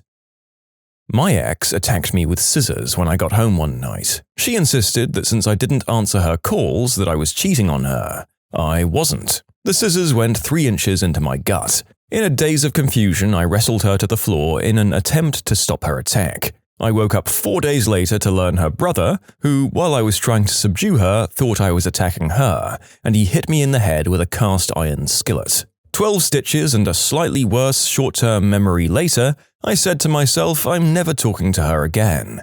Don't stay with a hot girl when you know some screws are loose. That's probably a good lesson for both genders, to be honest. My God, how did nobody walk away from this one with criminal charges? You're probably lucky to be alive. I was seeing this girl for about 6 weeks. We went out one night and she said she had to work late the next day but wanted to come over afterwards. So I gave her my apartment's spare key because why not, and told her to let herself in. I ended up falling asleep waiting for her. I woke up at like 12 a.m. and noticed there was a TV light on in the living room. I figured she was just watching something and maybe grabbing a snack before she came to bed. I got up to say hi, rounded the corner, and she was on my computer sifting through Facebook. I asked her what she was doing, and it was obvious she had no idea I was awake, and she freaked out. Needless to say, I told her to give me my key back and showed her the door. The funny thing is, if she asked, I would have let her look. I had nothing to hide. I would have thought it was weird, but everyone has their trust issues. But doing something like that behind my back was just not cool. To this day, I never leave my computer without hitting Win-L to lock it. I was doing the deed with a girl for the first time, and during it, she stopped and said, "I don't think I can do this. I'm pregnant." We went to sleep, and after that night, I continued hanging out with her for a while. She eventually got a boyfriend, and he messaged me on Facebook saying, "If I ever see you, I'm going to kick your butt. I know what you did to her. Don't respond to this message because I don't want her finding out I'm messaging you." I'm still kind of confused by the whole situation. My guess is that she already had that boyfriend and was cheating on him with you, got cold feet during it, said to stop the fun, went back to him, felt guilty, told him that you committed the unspeakable act on her. That's what it sounds like to me anyway. My 21st birthday, a coworker took me out for drinks. His girlfriend came along. I used to work with her. Her boyfriend got me in his company after I got laid off. I chucked up so much in their bathroom toilet and they went to bed. I woke up several times on her living room couch with her hand up the back of my shirt, rubbing my neck. She had noticed that I was awake and then go back to bed, then come back a few minutes later. They broke up and he told me how much she wanted to do me. Oh, and they were both old enough to be my parents, by the way. I was at the grocery store with my wife, then my 2-year-old daughter, and my twin, then infant sons. My wife was pushing a double stroller with our daughter, and one of the boys was in it. I was carrying the other, who was calmly cuddled up on my shoulder. We're in the produce section when some random middle-aged woman that I've never seen before in my life spots us, makes a beeline towards me, stretches out her hands and tries to take my kid out of my arms. She didn't look at my wife or me, didn't say a word to either of us. She literally just tried to grab my son off me with no prompting or invitation whatsoever. I stepped away from her and shielded my kid while my wife chased her off. That wasn't the only weird, creepy middle-aged or older woman to come out of the woodwork when the twins were still babies, but she was definitely the most frightening. When I was in middle school, a friend of mine was absolutely fascinated by the fact that I had hair down there. She didn't want to see my Johnson, just the majestic mane. This girl who works at my mum's work, they're both servers, always tells my mum she's going to marry me and thinks that I'm cute. It wasn't a big deal at first, but it got out of control for a little bit there, commenting heart eyes and inappropriate remarks on any post my mum made with me tagged in it. Finally, she followed me on Instagram and liked every one of my 700-something posts. And here comes the best, or worst, part. She starts messaging me through Instagram, and I didn't reply once. But she begins having a conversation with herself with me in my inbox, like asking questions and answering them for herself, and replying as if I said something, and saying things like, "I heard from your mum that you're going through a rough time," and then she opens up to me about her past, which is a long and inappropriate thing to send someone who's never replied to you. This is among many other creepy things she's done to me. She doesn't bother me anymore though, just the occasional like on a picture. I was at the pub with some friends and one of them left a scarf at a now-packed table. She was feeling socially awkward and asked me to go get it. I thought, no big deal, I'll get it and show her there's nothing to be worried about. I asked a woman in her early 20s, I was 18 by the way, if she could pass me the scarf. This lady got up, walked over to me, wrapped it around my neck and proceeded to cut off my air supply with it, really going for it. Her hands were shaking from the force she was putting into pulling the two ends of the scarf. The pub was packed, but everyone just kind of stood there, not sure exactly what was happening, myself included. After what felt like ages, two guys pulled her back to her table. They were looking at me worried, shaking their heads with faces that said, "We have no idea, dude." Everyone around the table clearly knew her, and they were shocked by her behavior. I can't help but think about how differently this would have played out if the genders were reversed. If a man did that to a woman in a crowded pub, he would be thrown out and the police would be called. I came back to my dorm to find a girl who I didn't know waiting for me. I'd apparently served her food once at the campus food place I worked at. She figured out who I was and where I lived without even my name. I'm not sure how I managed to shoo her out peacefully, but I did. Wow, okay, the narrator felt sure that this kind of creep was for sure the kind of thing that only male creepers had the gall to do. But there you go, I have no idea what I'd do about that.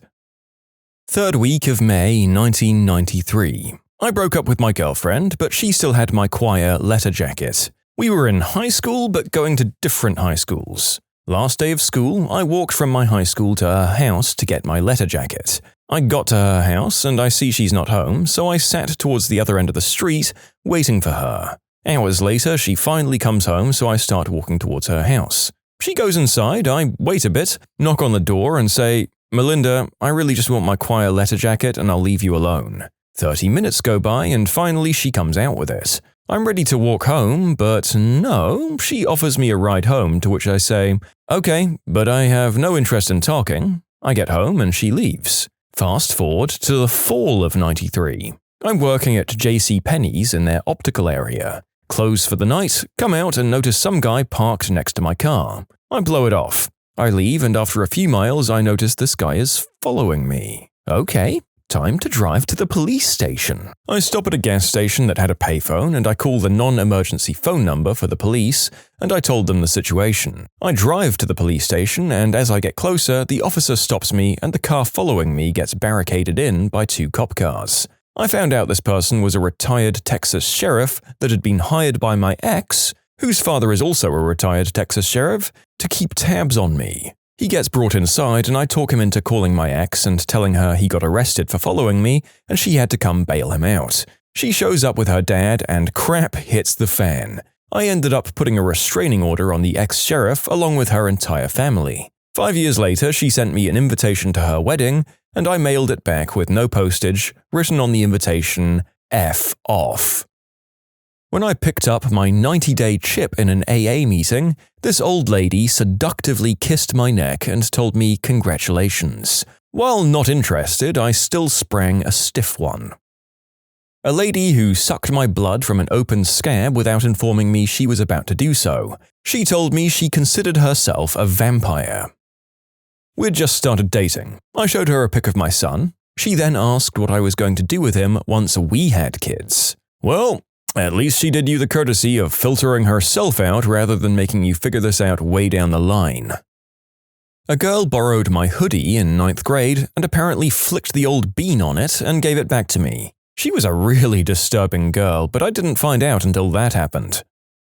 You can submit your own stories to be featured here on the channel. The story submission link is in the description below. And if you want to listen to some vibey music in the background, check out easymode, also linked below, and subscribe.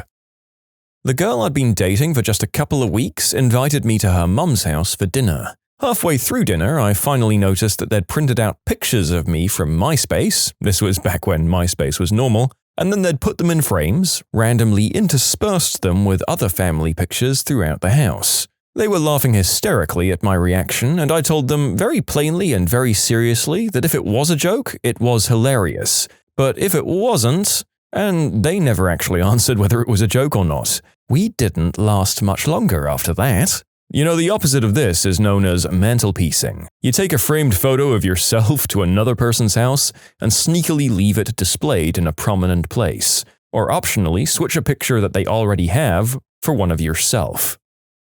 Ah, weird staring girl. When I was in high school, I noticed a girl just staring at me while I was eating lunch with my friends in the cafeteria. I didn't really think much of it that day. The next day, I see the same girl just staring at me again. This time, I think maybe she likes me or a friend sitting next to me. The girl isn't ugly or anything, just a nice normal girl. This keeps happening like almost every day for 2 weeks or so. She even eats food just staring at me. Sometimes I see her standing in the hall staring while I'm waiting for a class to start. Even when I went to the basement with another group of friends to have lunch, she is there. So after a hallway death stare incident, I get creeped out and tell my friends in a class about this. They don't believe me, or some make jokes and laugh.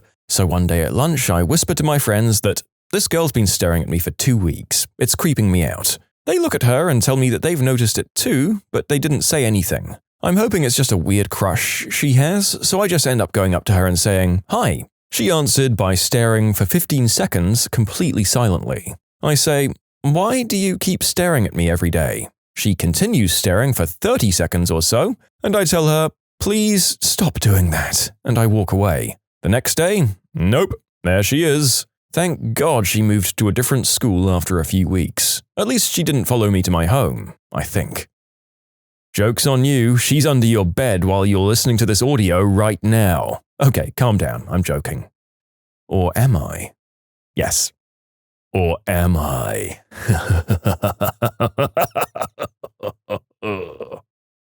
I was a limo driver for a number of years. One time, this very drunk girl climbed through the divider into the front seat. I was on a fairly busy stretch of highway with nowhere to immediately pull off, and there was a lot going on the road, so I really couldn't do anything but try to reason with her. I was seriously afraid she'd bump me or the wheel or do something that would cause an accident. After she worms her way up, she starts rubbing my thigh and telling me that I should leave my girlfriend for her. All the while, her friends in the back were egging her on and thinking it was funny as heck. I pushed her hand off my upper thigh and Johnson region several times before I finally managed to get to an exit where I could stop. It took me threatening to cancel the trip for her to get in the back of the car. It's not the only time something like this has happened, but it's the only time a girl risked all of our lives to make it happen. Usually there's one reasonable person in the group to keep the crazies in check. Oh boy, when I was younger, 22 I think, I signed up to work an event at the job I was at. I had to work a table with an activity and help these Girl Scouts craft something.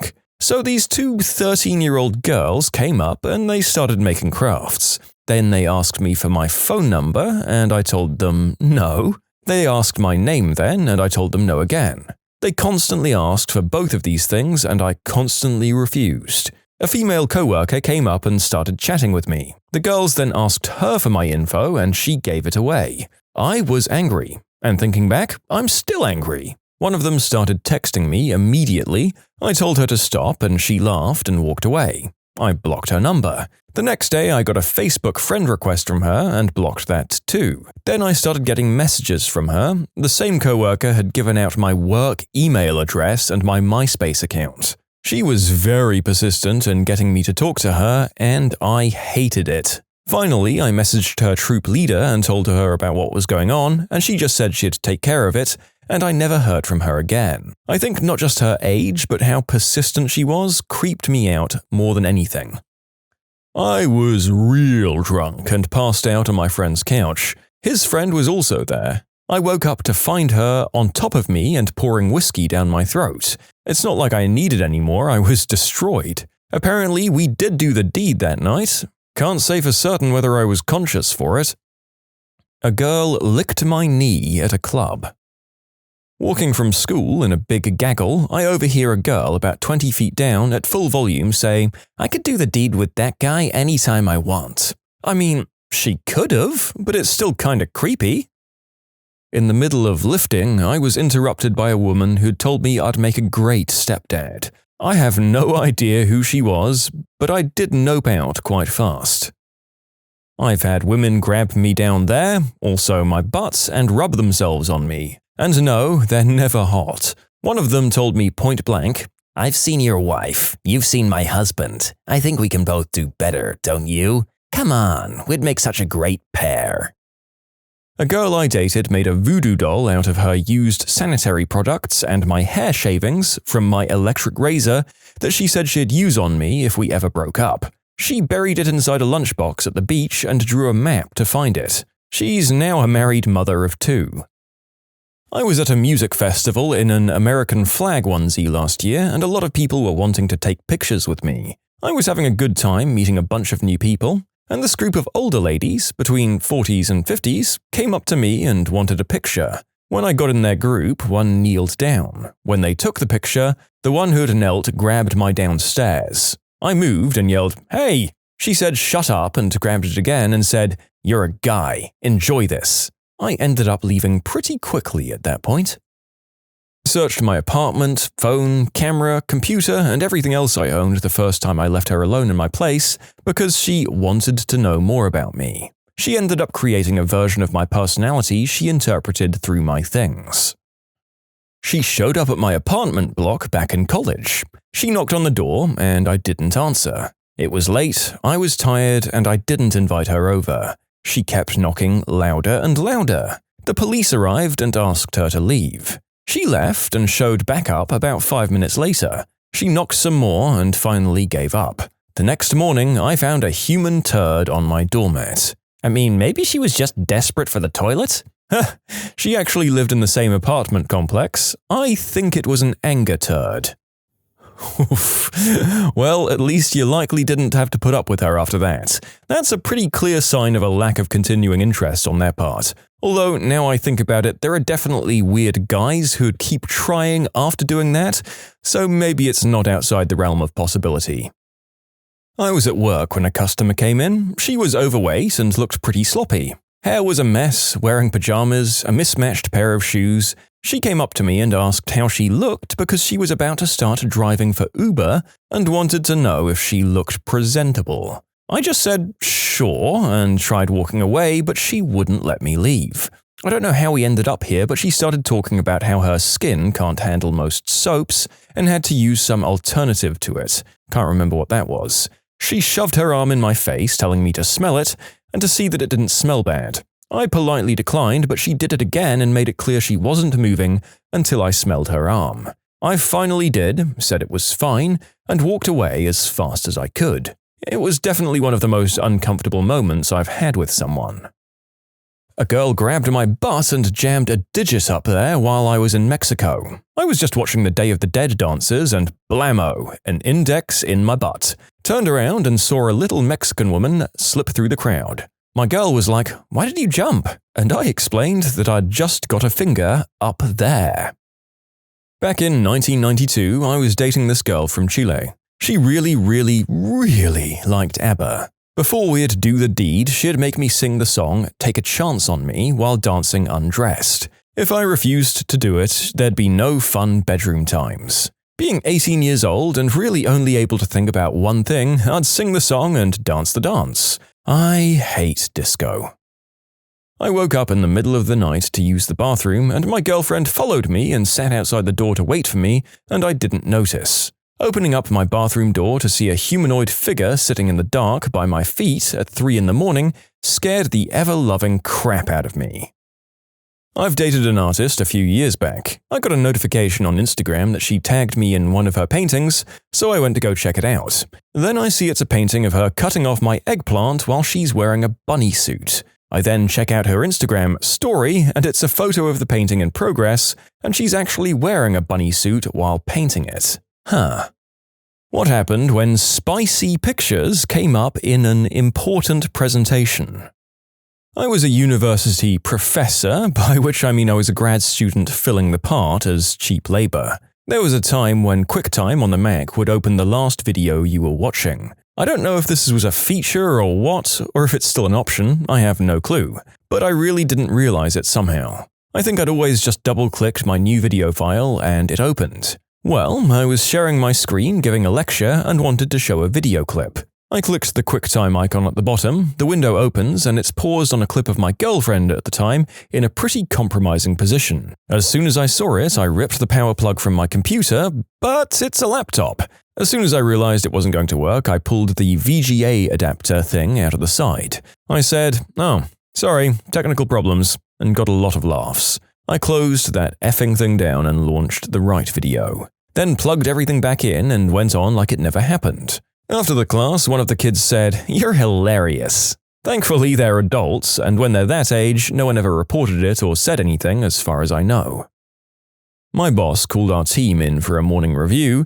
He was a bit like David Brent or Michael Scott, so at the end of the meeting he liked to show motivational videos. This one time he goes on YouTube, and as he starts typing, his laptop freezes with only the letter A in the search bar. He was looking for the Any Given Sunday speech. As I'm sure you know, when you first start typing, YouTube will make suggestions or show previous searches. So on the screen, the first result under the A was Asian lesbian massage.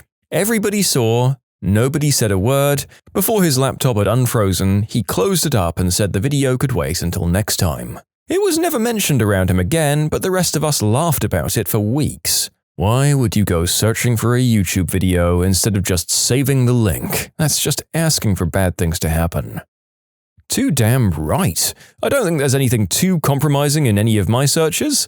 Mostly it's these videos to see how you lot are responding to them. But even the most innocent person has got to have things they've written out of idle curiosity or something that their partner has asked them to look at, or that a friend wrote in to gross them out. It's not worth the risk. Save a link, folks. I was running a training class offshore. We wrapped for a break and I decided to check my personal email. Didn't think to turn off the projector because everyone was exiting the room and just didn't think about it. I was expecting an email from my mum maybe. I was really just going to quick scan the headers to make sure all of my bill payments had processed. Any sales? And I see an email from my bestie. Header says, "We miss you, here's your Christmas card." This should be sweet, so I click. And for a brief second, all of my friends were on the projector, undressed, posing in front of a Christmas tree, wearing Santa hats. I'm sure that a few of the trainees saw, but nobody said anything. Let me give some context that is important for understanding the why. I was interning at a small US ad agency in the early days of the internet. The boss/principal wanted me to do some internet research on something mundane. US automobile market shares, I think. He was going to be out of the office for a couple of hours, and I could use his desktop computer to do it, as interns back then had no computer to call their own. This is pre-Google, when adult content companies would manipulate keywords to show up in your Yahoo results, no matter what. So I searched for automobile market share or whatever, and I got a list of links. The whole first page of the list is adult sites, and my curiosity gets the better of me. I click on a few, just trying to understand what they could possibly have to do with automobile market share, poking around the metadata, and yes, of course, I'm just a bit titillated, as adult content on the internet was a new concept to me at the time.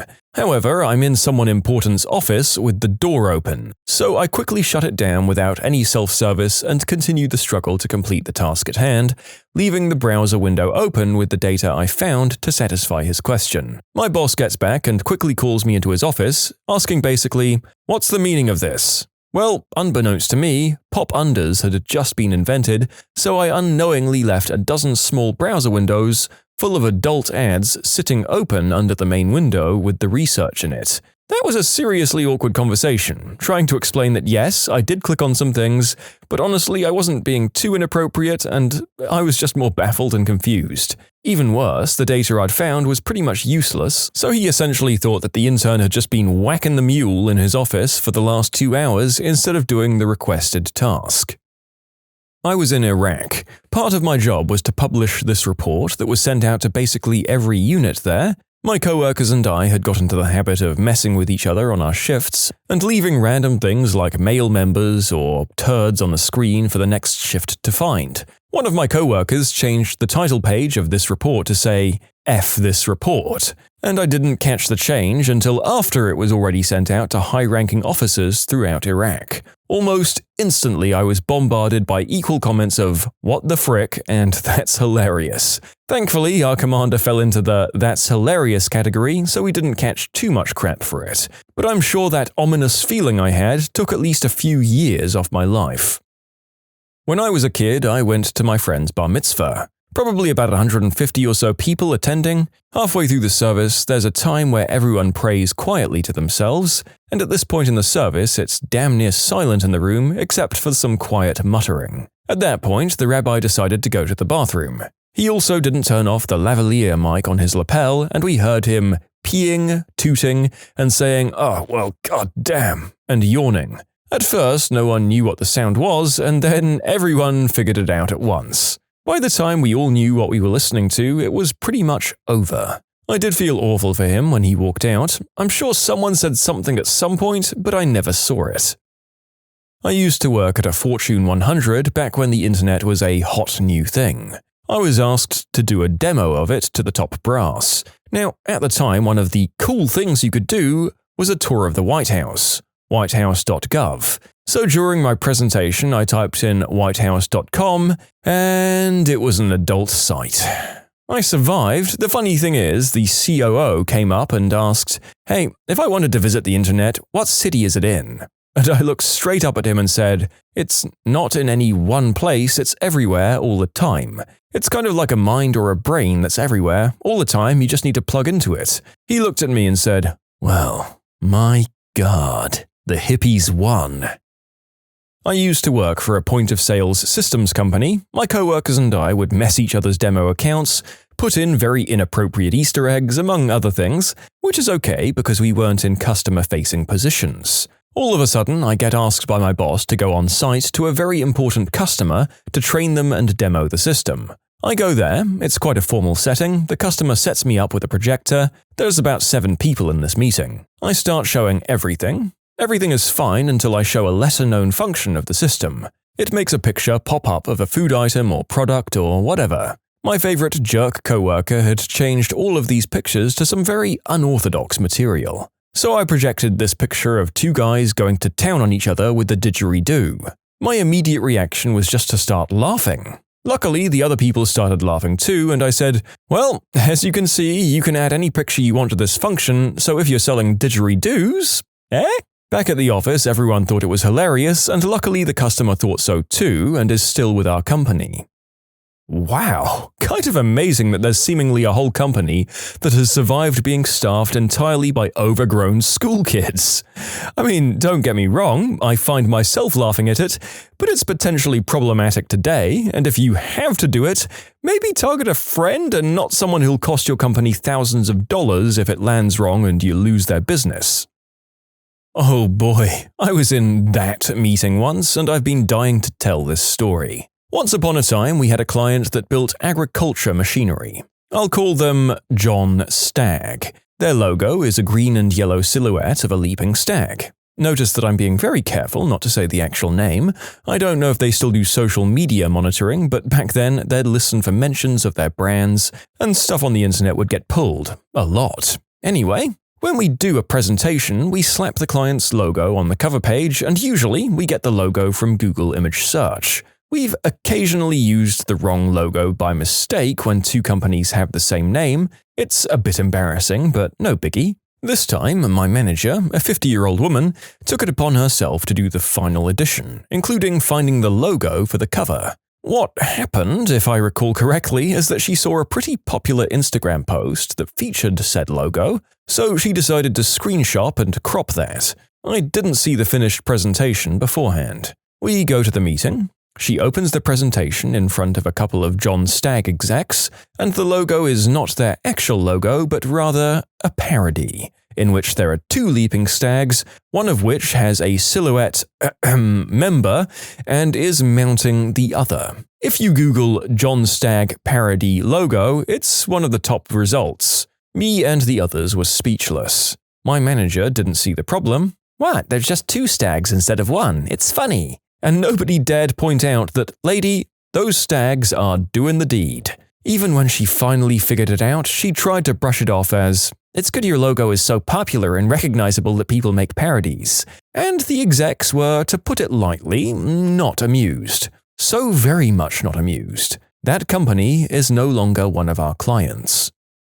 In the 60s, my great-grandfather used to show slideshows of the family vacations. He knew vacation slideshows were super boring, so he'd randomly slip in a slide with a pin-up girl on it.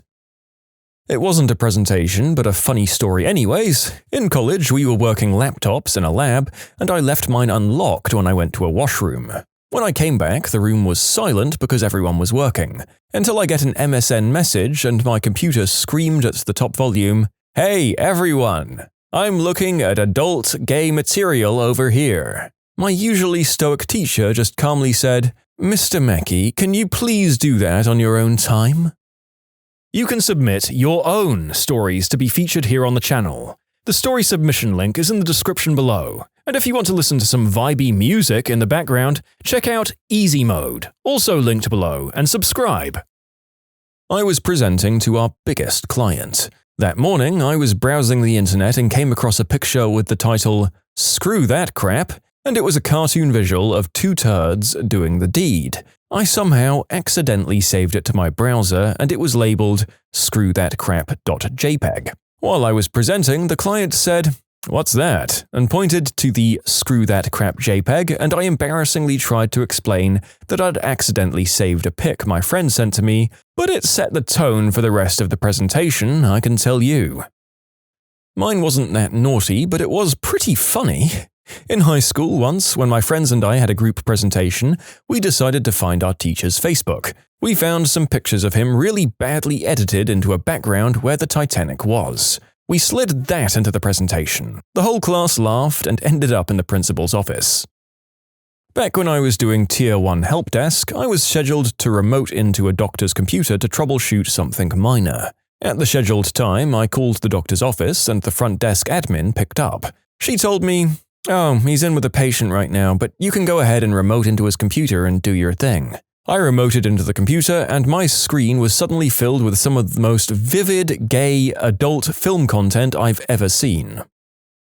We had to present a mobile app of our choice for university and I chose DeviantArt.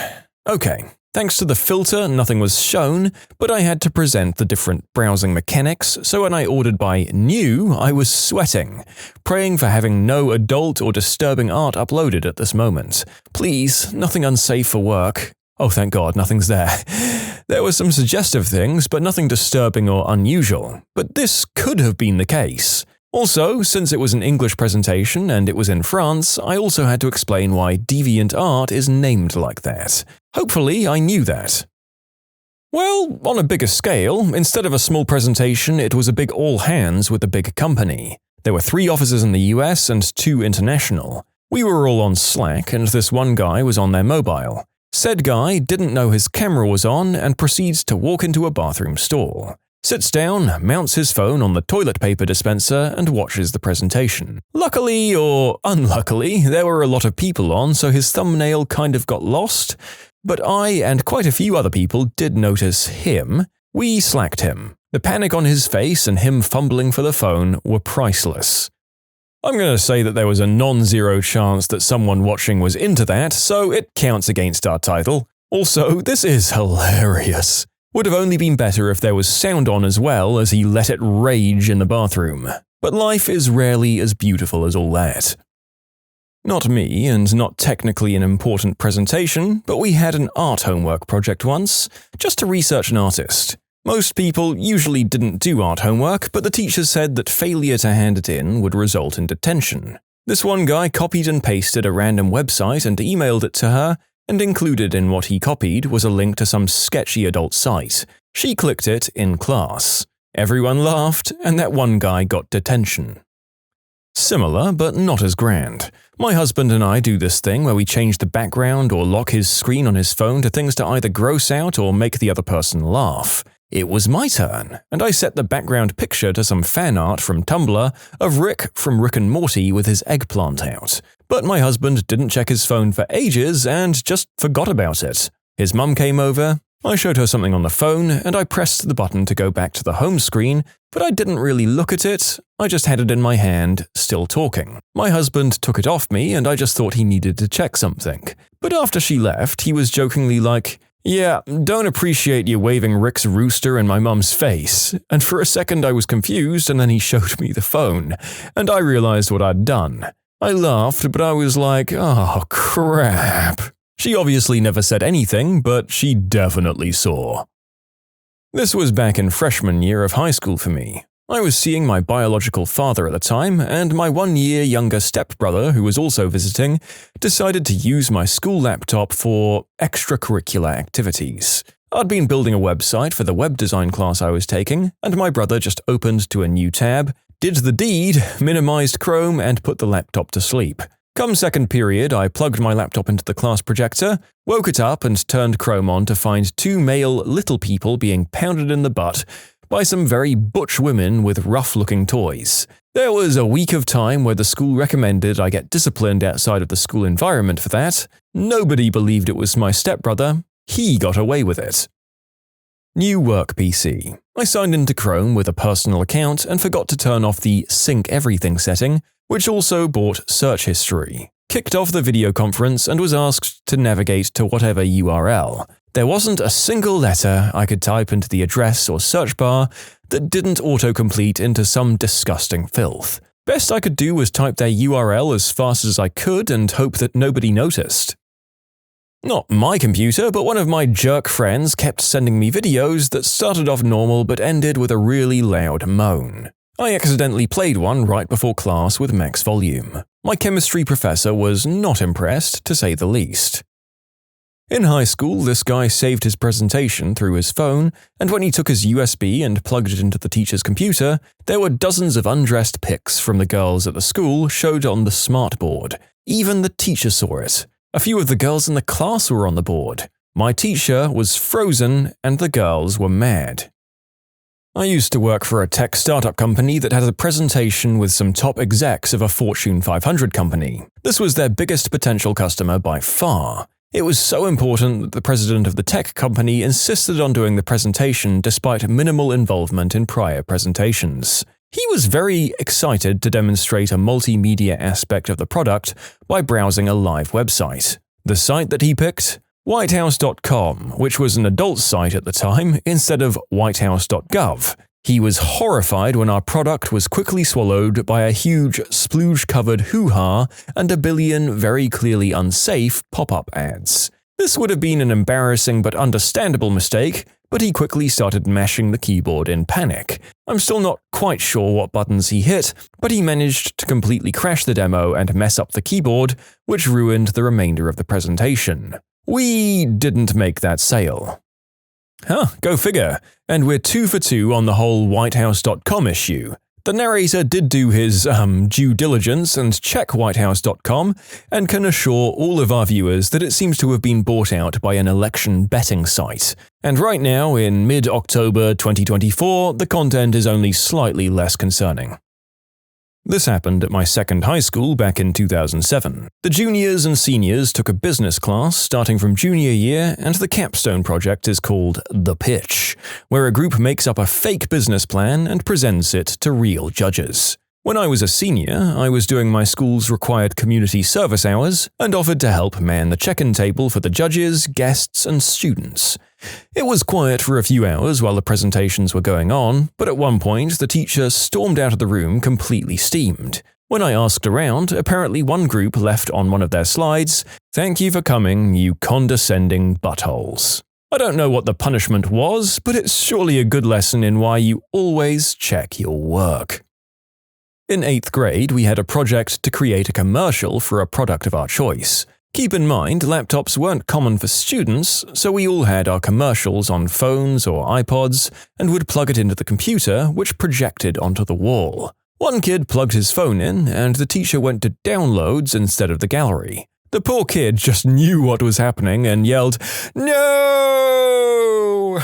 But it was too late, and he put his head down. The file took us straight to, P-Hub, and even the teacher couldn't stop laughing at him. One of the funniest moments in middle school. Many years ago, I was IT support, got called into a meeting room because some website that was being presented just wouldn't load properly. Web page was being projected to the entire room. I diagnosed as it was needing Java reinstalled and promptly went to www.jav.com, which is not Java and is in fact something very unsafe for work. Yeah, that second day is pretty important. The entire room was looking at the welcome page to a Japanese specialist interest adult site.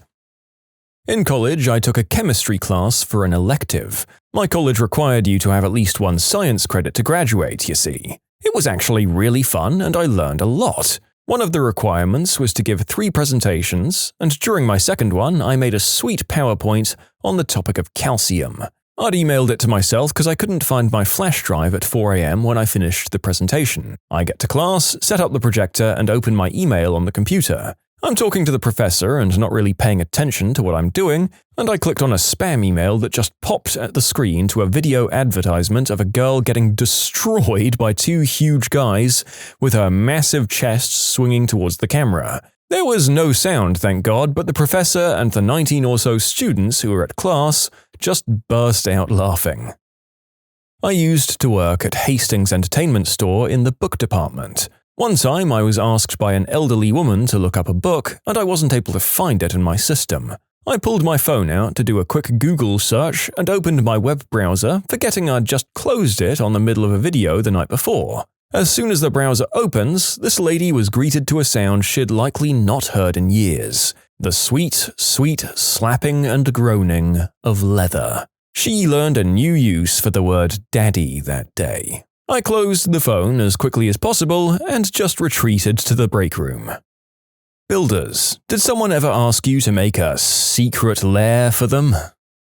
I used to do some construction work on schools during the summer. The principal wanted, in his closet, a door to slide up where he could keep a safe for special school records and a mini fridge. Although it wasn't very big or even that cool, it was the coolest work I was ever involved with in that summer. Plus, who wouldn't want a mini fridge hidden in their wall? Electrician here. I've done a few. The coolest was a secret passageway and attached room in a very nice house. It was hidden by a movable bookshelf on both ends. The guy said he didn't have a specific reason for building it, he just always thought it would be cool to have a secret passageway in the house. The other one that stands out was an underground survival bunker accessed through a hidden door in the back of a garage. It had an additional exit by means of an underground tunnel that led almost 100 feet to the bordering forest. The strangest thing about it was that it was a survival bunker that he had us wire with outlets and lights, despite there not being any kind of backup or off-the-grid power. Makes me think that he actually had an alternative purpose for his shelter. Step 1. Build this hidden bunker. Step 2. Sell the house without telling the buyers. Step 3. Live in the bunker, stealing their electricity and small amounts of cash and food. I built a Narnia closet for someone. Their daughter had one request for the new house. She had a built-in armoire, white and modern-looking with nice shelving units on the right side and a bigger opening on the left. However, when you pushed the back of the left closet side, it opened up into an actual closet that was about 5 by 10 feet on the inside and not too shabby at all. It was a pretty fun build, albeit somewhat challenging. Friend of the family works as a custom cabinet maker. Most of his jobs involve him making secret compartments for rich clients. Mainly desks with a secret place that can hide guns, keys, ledgers, and swords. Oddly enough, a lot of people request that. But also stuff in bookshelves, picture frames, among others. He also gets your typical movable bookshelves. Never built one, but I did find one in a house that I was doing some plumbing work in once. This was an expensive condo, and they had a secret office that had a one-way secret mirror looking into the guest shower. Creepy as hell, man. Oh, come on, people. The narrator came here for escapism and to see what other grown-up children with adult incomes built, not for a reminder of how weird and creepy the actual real adults are. Yes, we worked on what was supposedly going to be a hidden, secret walk-in safe in the basement. This room was heavily reinforced. Normally, walls around doors are framed using wood. This door frame was solid reinforced concrete. The room was a square attached to the outside of the basement, so all 4 walls were concrete. We poured concrete above it, so the ceiling was concrete. Very unusual. We also poured the floor. So, it was 6 sides made of concrete. Since it was attached to the outside, there was no sign that it existed from the inside. No ventilation, no wiring from what I saw. I never saw the finished product, but the owner was keeping it a secret and wouldn't explain much about it. So another contractor finished it off. Carpenter. I built a grow room for a guy's medical Mary J in Vermont. An alarm was wired directly to the state police barracks in the event of a burglary. Oh man, yep, all the time. People that can afford it pay a lot for panic rooms and hidden armories, swinging bookcases, doors and wall paneling, you name it. People with that much money usually have something to protect. I had a secret passageway in an old house of mine. From the upstairs bedroom, there was an attic walkway that wraps around the house and has a ladder to a closet in the kitchen. This was done so you can easily fix any of the pipes. But it could also be used as a secret passageway. Definitely used it as a kid to sneak out of the house. But screw that passageway. That thing was always filled with crazy insects. There's a war there that no one ever sees. My parents' house has a, quote, secret room that's behind a bookshelf in their master bedroom. The reason it's put in quotations is because this hidden room is wall-to-wall open window. So basically, you could hide from someone inside of the house, but if they happened to walk around outside, you'd appear to be in a normal room. My dad is a doctor and does a lot of construction at home on his free time. This one time, he was moving a wall, making one room smaller and another bigger. He was putting an entire wall bookshelf kind of thing in the smaller room, and just to mess with future homeowners, he snatched one of those plastic skeletons from his job and hid it in the space between the bookshelf and the wall. I expect headlines sometime in the future. I convinced my brother to add a secret door from one closet to the other closet between his daughter's rooms when we were building his house. I don't know if this fits the criteria, but I know a guy who had no use for a room, so he removed the door and put a 4th wall up. I dare someone to explain this so it doesn't sound like a dumb idea. I think land taxes based on the number of usable or accessible bathrooms in a dwelling? Step 1. Build a quick fake wall. Step 2. Get taxes reassessed. Step 3. Profit. Step 4. Tear down the wall again. I was a draftsman for a while. 2 super wealthy Chinese parents were building all 3 of their children's houses on their massive property. I was asked to design the ironing room for the eldest daughter. She genuinely liked doing ironing? And laundry? I ended up designing this massive room with bay windows overlooking the lake and with all sorts of storage compartments and a variety of ironing stations. She loved it, and I got a healthy bonus. I'm still confused to this day. I just moved into a house that was built in the 70s. The previous owners custom built it, and the architect was the man's old frat buddy. Custom stuff everywhere, with a trash chute straight from the kitchen into the garage wheelie bin. When we first looked at the house, we really loved it, but there was no office space that my husband could use for his music stuff. It was the only disappointing thing about the house, but since everything else was so perfect, we went ahead and put in the offer. When we were doing another walkthrough with our parents, we showed them the walk-up attic, which is pretty cool too. When I turned around to leave, I noticed a wall of insulation that looked different. If you push the insulation to one side, a doorknob appears, and behind it is the secret office. Coolest house ever. I worked for a very wealthy man, and he had hidden rooms and sliding bookcases. When he would need comm equipment in these areas, we'd gain access. Some were built around wiring channels, and we'd find them because the dimensions of the room didn't fit. We'd have to tell his assistant and let her know that we knew, so she could let him know we knew and needed to get access. He had a hidden pistol range, a few safe rooms, and a pretty epic armory tucked away into the 3 properties I had access to. All of the work was top-notch, and unless you knew they were there, it was very difficult to find them. Not a construction worker, but in my old house, one of the bedrooms had a small opening to the crawl space that was made to look like a large mouse hole.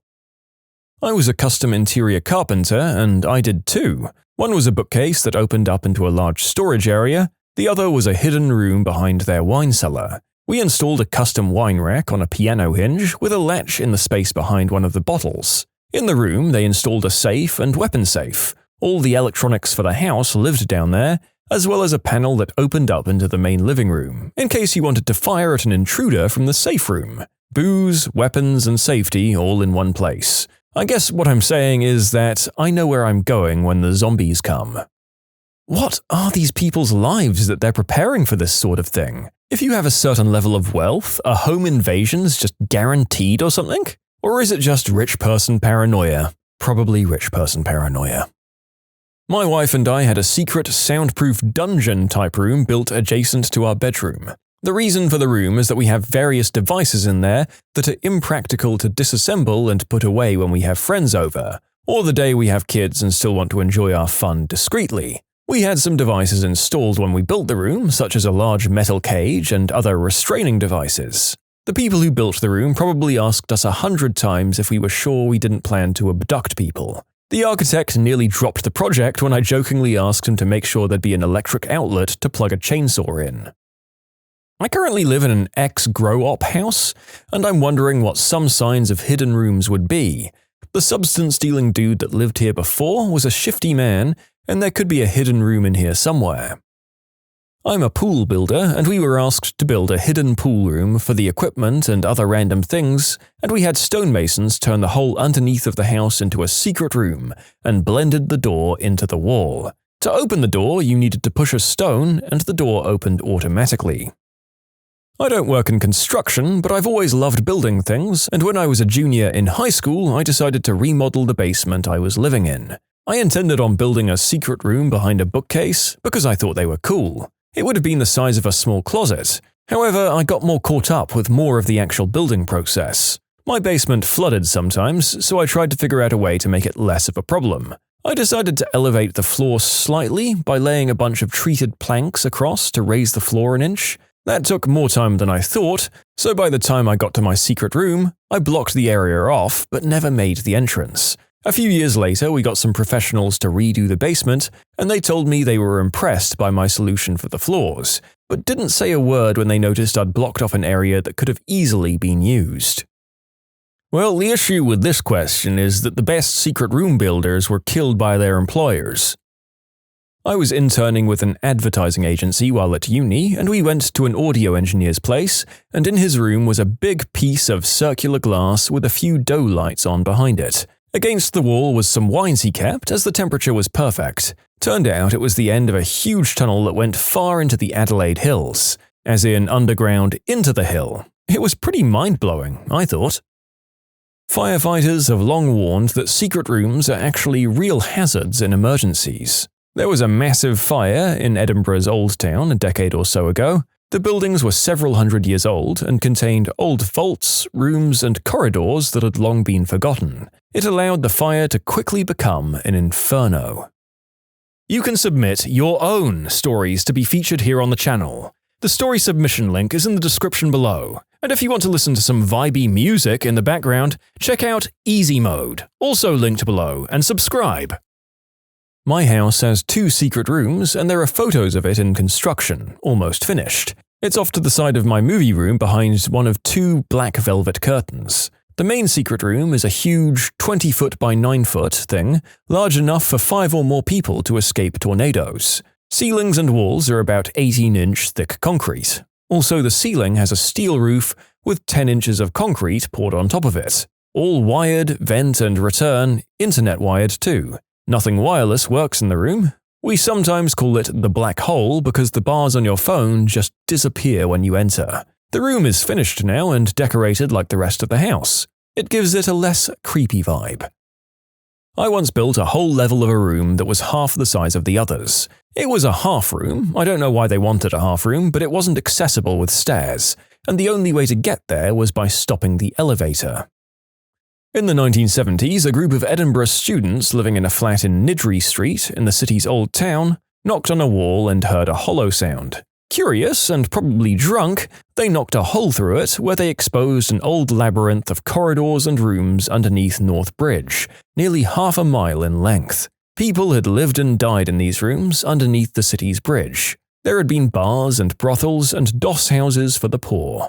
People in the Victorian times had closed it off, and subsequent generations had forgotten where the entrances were.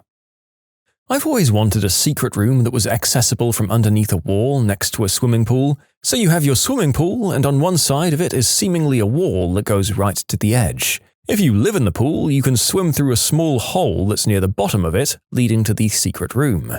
The secret room only has a very small bit of pool that you emerge from, and there are no other entrances or exits, nor windows.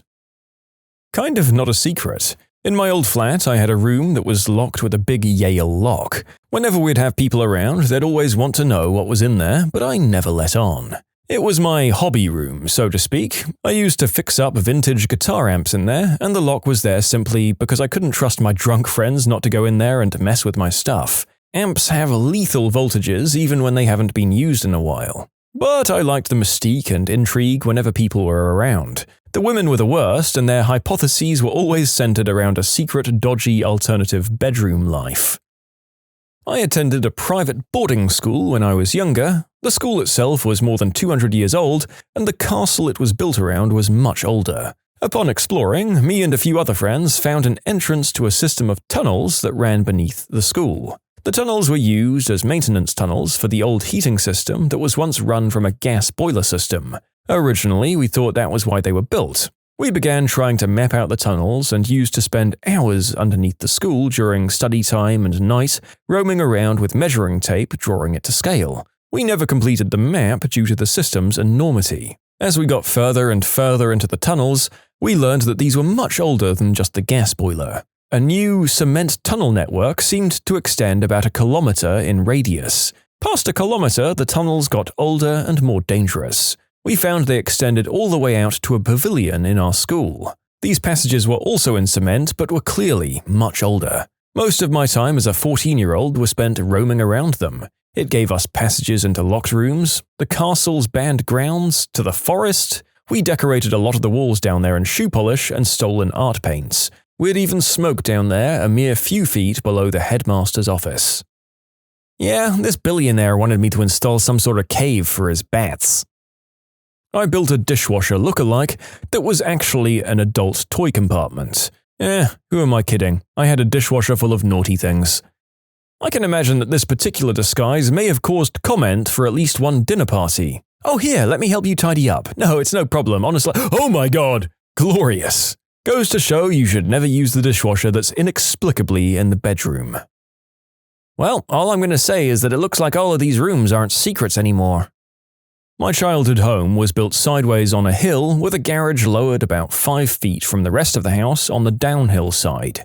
We had a huge living room that came right up against the edge of the garage, the wall of which formed a low 3-foot wall, above which we had bay windows and a set of steps leading to a deck over the roof of the garage. When I was about 14 or so, I was visiting a friend's house across the street and saw a picture of his grandparents on the wall. It was taken in their front yard in front of their mini gazebo, facing up the street, and off to the side I could see my house. Except, not quite. There was no balcony deck, no huge windows overlooking the street from the living room, and a 2-car garage with a peaked roof abutting the living room. But we only had a 1-car garage. The other half of the garage had somehow disappeared into the rest of the house. I grabbed my friend and we ran back to the house. Right next to the 1-car garage was a brick retaining wall, faced by the stairs up to our front door. That brick wall was where the second garage had been. But clearly, there was no room. It was only about 5 feet high and the living room extended into that space. Still, we bet that it hadn't been filled in. And I vaguely remembered from years ago as a child that there was some sort of storage space into the garage. So we went exploring, and behind some shelves in the back, we found a loose piece of plywood sitting in a groove. We slid it sideways and saw that, yes, the concrete garage floor continued off into the darkness. So we grabbed some flashlights, squeezed in, and found a tiny little disappointing space containing a bunch of wiring panels, circuit breakers, pipes, boxes of junk parts, and spare insulation rolls. It was as long as the other garage was wide, but only about 4 feet wide with a concrete wall on the side facing the front of the house, and short. A bit less than 5 feet, the living room floor was clearly the roof of this cropped-off part of the garage. Our initial hopes of turning it into a fort of some kind were hopeless. It was barely wide enough to sit side by side. We were about to leave, but panning my flashlight over the junk again, I spotted, at the far end of the wall, a door jamb. I scanned the flashlight up to the roof and saw that it led right up to the roof and living room floor, where it had been roughly cut off. So we started moving boxes. Inside the door jamb was a plywood plug held in place by slide bolts. Now, we knew we'd hit the goldmine. We shoved and stacked and pushed the boxes all of the way until we could finally get over and remove the plug. We pulled it out, pushed it to the side, and ducking down, walked into a fully furnished room. Fully, that is, except 5 feet up from the floor, where the walls had been chainsawed off and a roof and floor put in. The remodeling had obviously been done over and around an existing room. There was spilled concrete at the edges of the carpet next to the concrete wall, and some sawdust, but otherwise it was clean and neat. There were even electrical outlets on the 3 finished walls. I snuck out to my room and brought back a lamp. We plugged it into the interior wall near the door, and nothing. We then tried the interior wall facing the garage, and success! The plug was a little bit wiggly and kept falling out, but the outlet in the far back, the front of the house behind what was now a brick retaining wall, worked perfectly. So now we had a room, secret just to ourselves. Still, it was a little weird that it was fully finished, but we eventually figured out that there had probably been 2 stages of remodeling. Someone had turned half the garage into a den first, and then later someone had extended the living room over and through it. But with the lamp on, we realized that things were a little more complicated than that. A rough ladder of 2x4s led up to the ceiling in the corner, and what had looked like finished walls along the garage side were actually floor-to-ceiling cabinets built to fit the space, not chainsawed-off interior walls like in the sidewall. We found canned goods, an old electric heater, light bulbs, which we later found fitted into 2 sockets, one at each end of the room, but only one of which worked, an electric hot plate, toaster, utensils, old plates and cups, and most interestingly to us, an assortment of liquor and old adult magazines. We, paused our investigation for a bit after finding those. Everything down there was a good 20 years or so old, but we'd only moved into the place when I was 6 or so. So we checked out the ladder. It led to a trapdoor of some kind, but we couldn't move it at all. Later, I checked the living room and saw that at some point the new floor must have been put in over the top. So, though someone at some point had used it as a lair, den, panic room, bomb shelter, who knows? All we knew is that at some point someone, knowingly or not, sealed off the living room entrance and left us a treasure trove. So we started using it as our secret fort. We snuck in some old beanbag chairs, the only thing that we could squeeze behind the garage shelves, some sleeping bags, pillows, salvaged couch cushions, comics, and probably tons of other toys and knickknacks that I've forgotten. The secret lasted until the next school year. Though sworn to secrecy, my friend couldn't help but brag that we had a secret fort, and one day brought over 2 other kids to show it to. I relented because one of the kids was cool and yeah, I kind of wanted to show off. Neither of those 2 kids could keep a secret though, and one day when a group of kids were over, my mum came home early and heard a commotion of loud children, coming not from upstairs at the other end of the house, but from below her feet. She found the place almost immediately, but swore she had known nothing about it. She kicked us out and closed it off, and told me it was off limits until she could talk to my dad about it. In short, when I was 14, I found a hidden partial room in my house, and my dad let me use it as my private fort. When I was 16, I lost my virginity in it, and it was the first place I also got drunk. What is the worst permanent life decision you've ever made? Trusting a sketchy dentist because he was in the neighborhood and took Medicaid. For every filling he gave us, he drilled out entirely too much healthy tooth, and gave us each 1 root canal. In each of our mouths, the tooth that had root canal treatment completely broke off to the gum, and all the teeth that he had filled ended up breaking. He's since been put out of business and been charged with malpractice. Playing in a band without earplugs. Tinnitus is the worst. I decided to try and be a parkour expert. My crappy coordination didn't kill my motivation until one evening I was at a local park and decided to do a massive wall jump that failed epically. I fell on top of a jagged surface and tore my intestines. Due to this injury, I now have a permanent colostomy at the ripe age of 16. Mistakes, man. They suck. Stretching my ears. One of them is stuck with a 10mm hole that I have to plug in permanently, or else it looks like a cat's puckered butt. A tattoo of my wife's name. She's got mine too.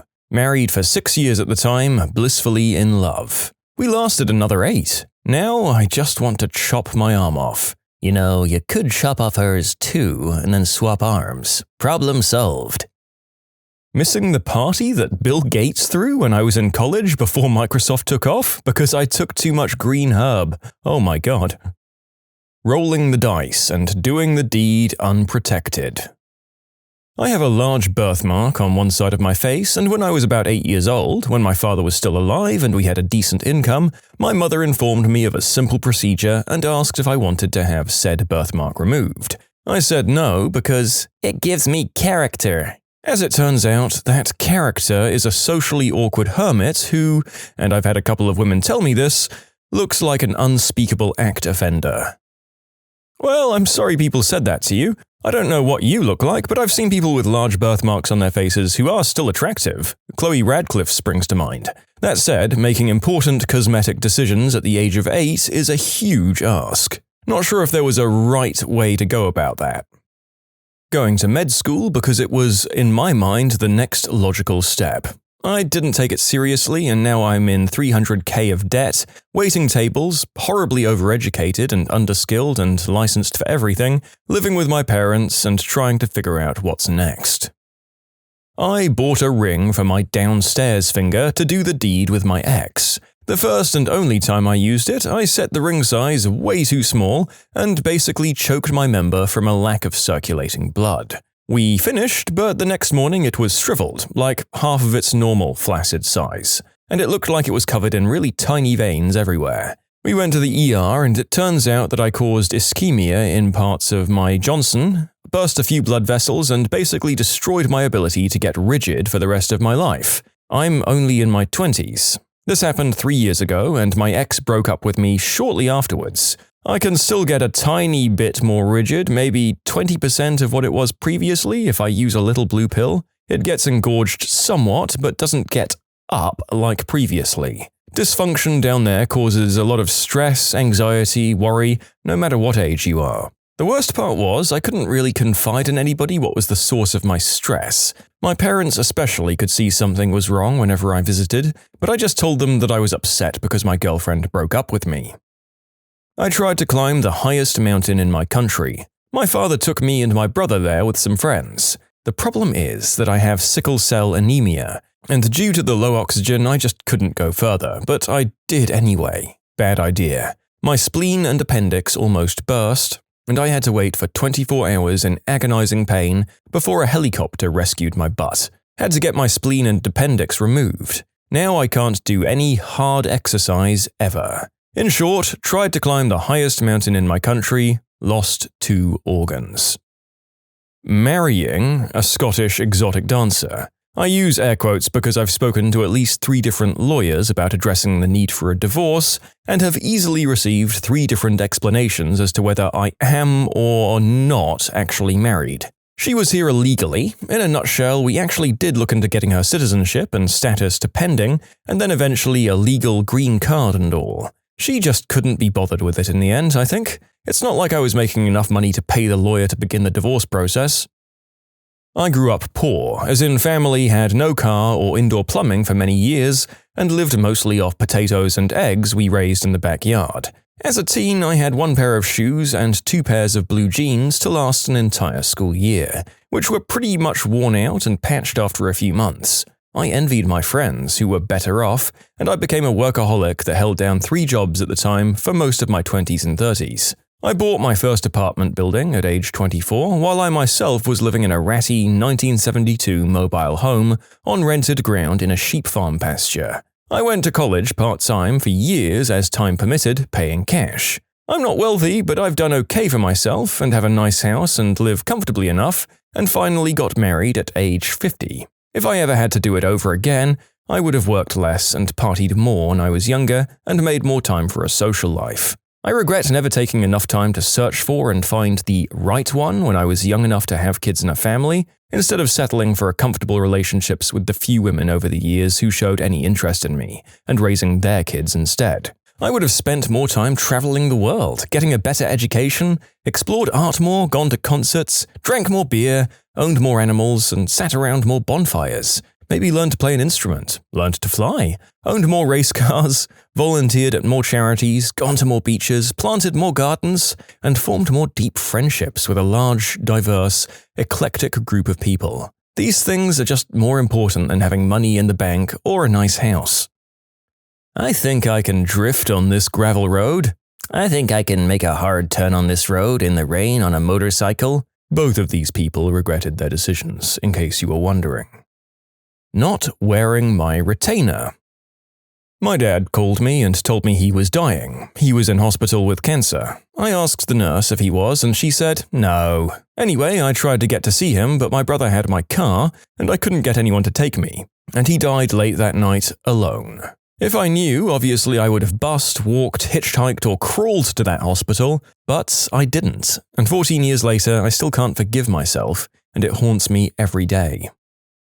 I decided to break up a fight. It was a success at first, but then some guy came from behind and tackled me. I was stronger than him and gave a few good ones, but he was obviously a trained fighter. He put my leg in some kind of jiu-jitsu hold and tore my ACL. I was an uninsured student at the time. 10 years later, I still can't play any sports and I have to be extremely cautious in the snow. The fight I tried to break up turned into a brawl between 2 groups of people. The school ended up getting involved and kicked 3 people out, including the guy who ruined my knee. Suing did cross my mind, but I wasn't supposed to be at the bar and I was on a full-ride scholarship. I was more worried about my scholarship being taken away. Plus, I was 19. What the frick did I know? This happened in 2001. It doesn't hurt anymore except for during the winter months when it throbs from time to time. Heck, sometimes I forget which knee is injured. I have to be extremely careful when walking on an icy sidewalk. If I slipped and had to regain my balance, my knee would fail me. I plan on upgrading my insurance coverage one of these days to get it fixed. Oof, no good deed goes unpunished, I guess. Sucks for you. You're a special kind of psychopath if you come up to a guy clearly just trying to stop a fight and pull the most damaging long-term injury you can on them. My God. I didn't take brushing or flossing seriously, and now a bunch of my teeth are in pretty bad shape. I stopped wearing my retainer a few months ago, and I'm slowly watching my future dental bills tell me to go F myself. Smoking. I've done irreversible damage to my body, for no reason other than to get a nicotine fix for a problem I created for myself. God, I was stupid. I quit 2 years ago, and I still think I want to smoke on a weekly basis, but I know better. Volunteering to go to war. I didn't even have to go and could have finished my contract out and never gone. I feel like it cost me my sanity and happiness most of the time. Definitely took more out of me than I ever expected it to. Decided to not socialize when I was younger. Didn't go to a 4-year college, and I work full-time. I have no life. It was a very gradual shift over the course of a year from, if I eat a little less and exercise more, to, if I eat absolutely nothing and exercise for 4 to 5 hours a day, that did it to me. The entire time I felt like I was making a conscious, independent choice as I slipped further and further into a mental illness that kills 20% of its sufferers. Now I have a serious heart problem, osteopenia, and people still don't think I'm sick, just in control. I'd have less health problems if I were overweight. My doctors had to let me go once I was a quote healthy weight, but that didn't help my mental health at all. Every day I struggle with putting the food I need to live into my body. I wouldn't wish this hell on anybody. Lying through my teeth to my high school counselor and saying, "I'm okay," when she asked me how I was doing. 4 years of severe depression and many failed college classes later, so many doors in life are now closed to me forever. If you're a young adult reading this, please get the help you need if you need it. Today. Okay, update. For those of you wondering, I've recently been accepted to a PhD program in a competitive field studying what I love. You're right, doors never do close forever, they're just harder to open. Tattoos. I love them, but if I could go back, I wouldn't get them. It's a career choice. Fortunately, it's nothing a long-sleeve shirt doesn't cover, but still. I just wish it was more hidden. I have ones on my chest and side that I don't have to worry about at all. Just one on my forearm and one on my bicep. I could have picked a better place for those. To not be there more for my grandparents before they passed. You can submit your own stories to be featured here on the channel. The story submission link is in the description below. And if you want to listen to some vibey music in the background, check out easymode, also linked below, and subscribe. When I was 20 or so, I was poor. My family was poor, and things got really bad that year. I decided I could make some money flipping stolen items. I was an idiot and got busted. I got a felony for it and 7 years of probation. Now I'm 28, can't get a fricking job anywhere, and life is nearly pointless at this juncture. I've been on the good side of the law since all of that went down, and with each month that passes where I wonder if I'll eat tomorrow or have a roof over my head, I think more and more, I could solve this by getting back into crime. It's a vicious cycle, and I'd rather not be alive than go through all of it again. I have no clue how I'll ever get my fricking life back on track. In short, don't commit crimes when you're desperate. You'll do something stupid and mess your life up forever. And don't ever think that anyone will get it or give two screws about you, because they won't. The world will condemn you, crap on you, and then treat you like a worthless, lazy C-word because no one will fricking hire you. Maybe not 100% permanent, but I'm a recent college grad with a degree in film. And while film is my passion, I hate myself every day for being stupid enough to major in film.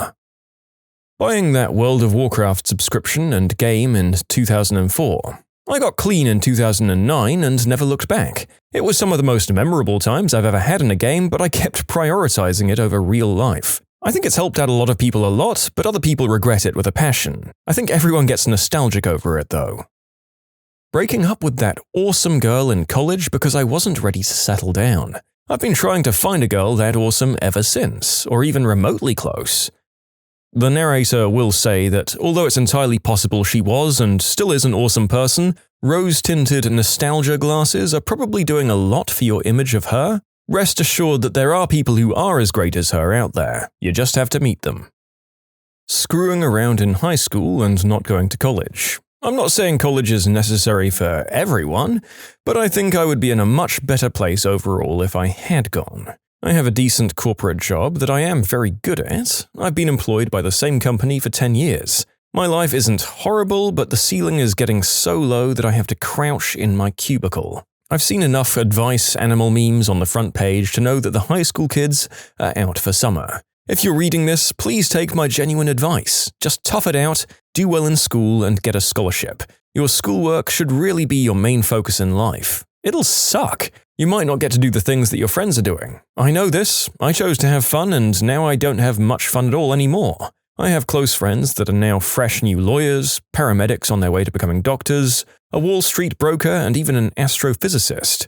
I'm already 10 years into a middling career that can't ever really make me happy. I'm not saying that my life is over and this is it for me. I can go to college in my spare time. My employer will even help pay for it. I'm pretty good at taking pictures. I can see a spark there. Maybe something will come of that as well. What I'm saying is, I would have much preferred, in retrospect, if I'd just buckled down, worked hard, and gone to college right after high school when learning was still fresh, and I still remembered a bit about high-level algebra. The ability to learn at the rate you do as a teen does go away. Use it while you have it. Now I'll have to relearn a lot to do schoolwork around a full-time job. In short, San Dimas High School football rules. And I guess I should add to my advice, your mileage may vary. I have a friend that's a welder that did all of his learning as an apprentice. He too makes enough money that he can go and do pretty much whatever he wants to do.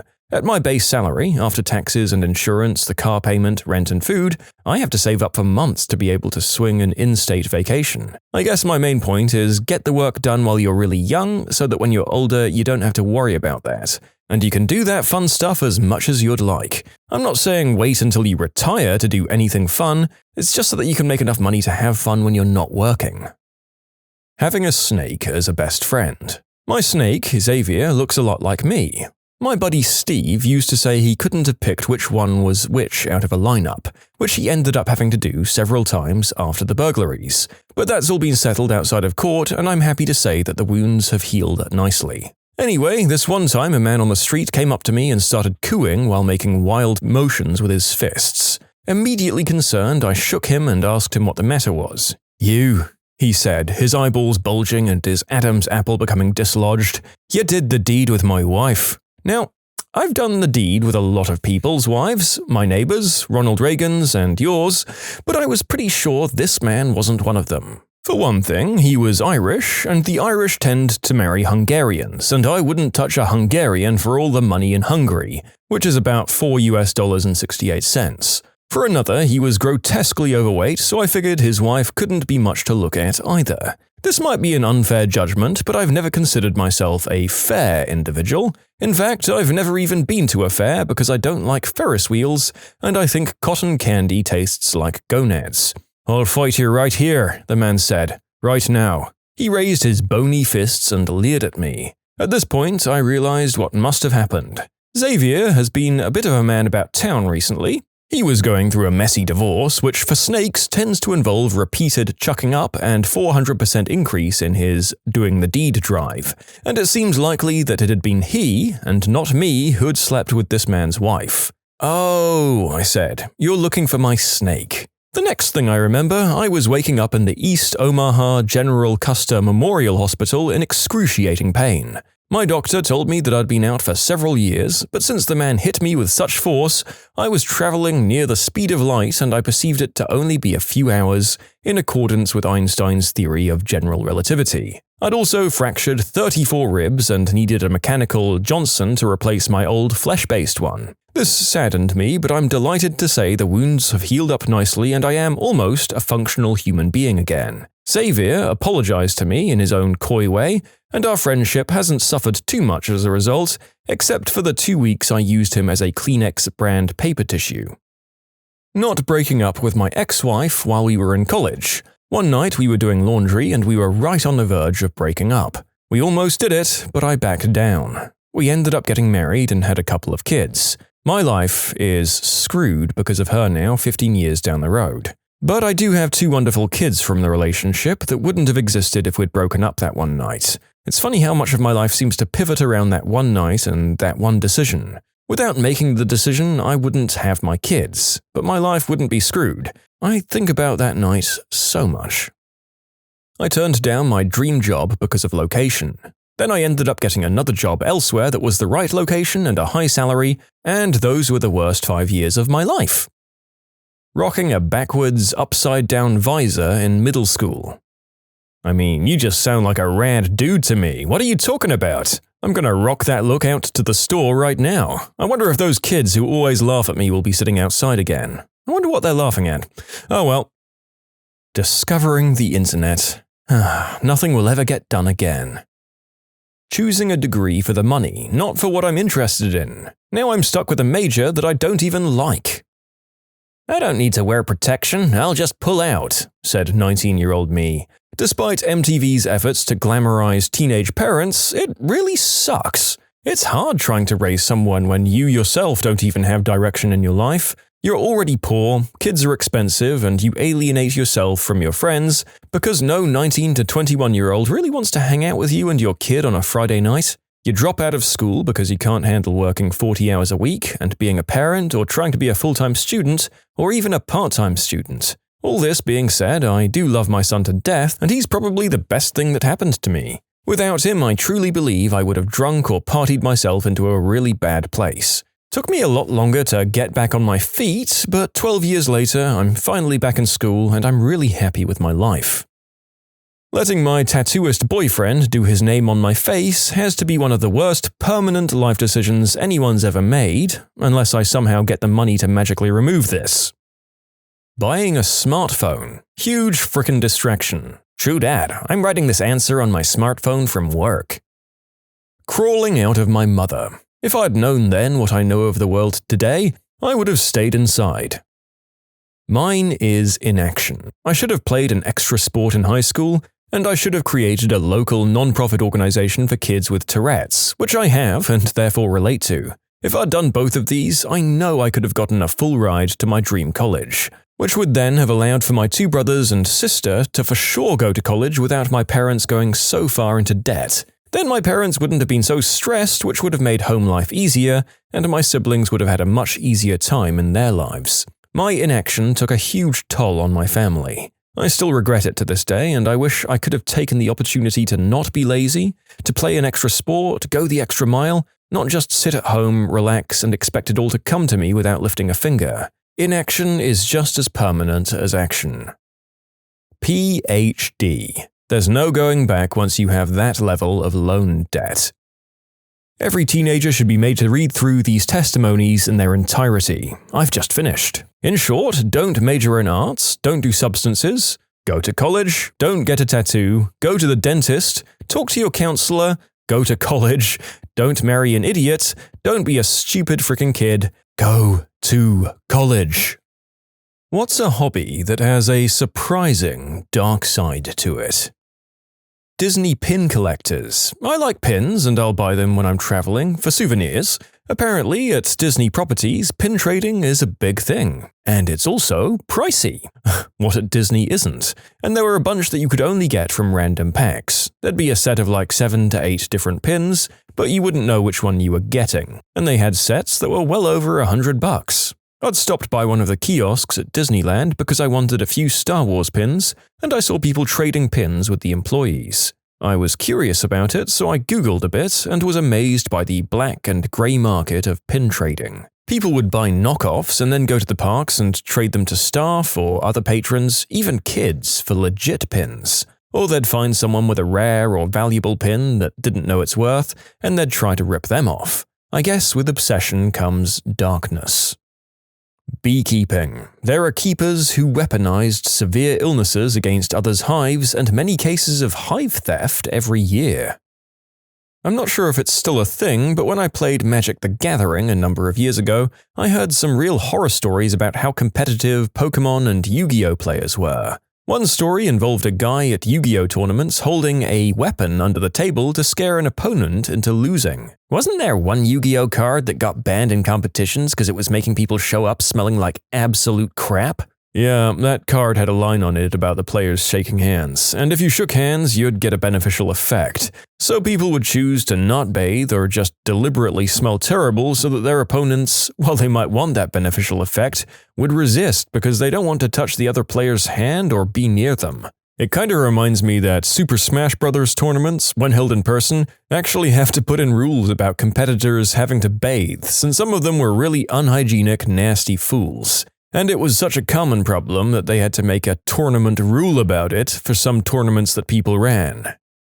As a fellow nerd, I do hate to call out my card-playing brethren, but I do have to say that when I go to my local hobby store to buy things that I don't need and can't afford, there have been some rank-smelling Magic the Gathering tournaments there. So I completely buy high-level tournaments in nerdy things having bathing rules. Stamp collecting. Some places won't mint stamps of a living person, so major collectors are just waiting for certain people to die so they can complete sets or have special commemorative sets made. Find a serious stamp collector who's also an avid Beatles fan, and you'll see what I mean. What does the Venn diagram between philatelist Beatles fans and people who buy into the Paul is dead theory look like? I bet that's an interesting, super freaking obscure argument that's happened somewhere on the internet before. Macrophotography has a whole ethical debate about euthanizing insects to be photographed. Wine collecting. There's rampant forgery. If you haven't watched Sour Grapes on Netflix, I highly recommend that you do. Genealogy. You can uncover some family secrets that you really might never want to know. Some cousin marriages, some affairs. Once I found a birth certificate for a doorstep baby. I hope that baby and the mother found their peace in life. My paternal grandparents were cousins. Grandfather was a letter carrier who got caught stealing mail. This was in the 1910s, so mailing cash was common, and he did federal time. His father, my great-grandfather, couldn't find work after his Civil War service and became a boarding house thief who was caught stealing clothing and stuff from other people's rooms. He was apprehended with a list of over 50 boarding houses in Philadelphia among his possessions. His wife, my great-grandmother, ran off with his brother's son. But I can report my father and his 5 siblings were all honorable people.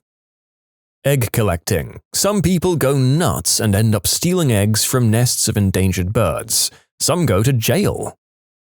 Ornithology, also known as birdwatching. I've been in shouting matches with other ornithologists over territory and high-frequency spots. They'll also use fake bird calls to scare birds away. One fellow left a bloody feather for me in a spot that I frequent. I've prepared a sharpened quill for the next encounter. Wild ginseng hunting in rural Appalachia. The mountain gold roots are highly valuable and illegal harvesting is a big business. There's lots of shady and armed characters traipsing around the woods to find the stuff. It's the same with succulent collectors, by which I mean poachers, in Southern California, and orchid hunters in the Everglades National Park. Also, didn't someone steal the last remaining specimen of a certain plant, I think a water lily, from Kew Gardens a few years ago? I remember a BBC News interview with one of Kew's lead horticulturalists, and you could hear that he was absolutely gutted.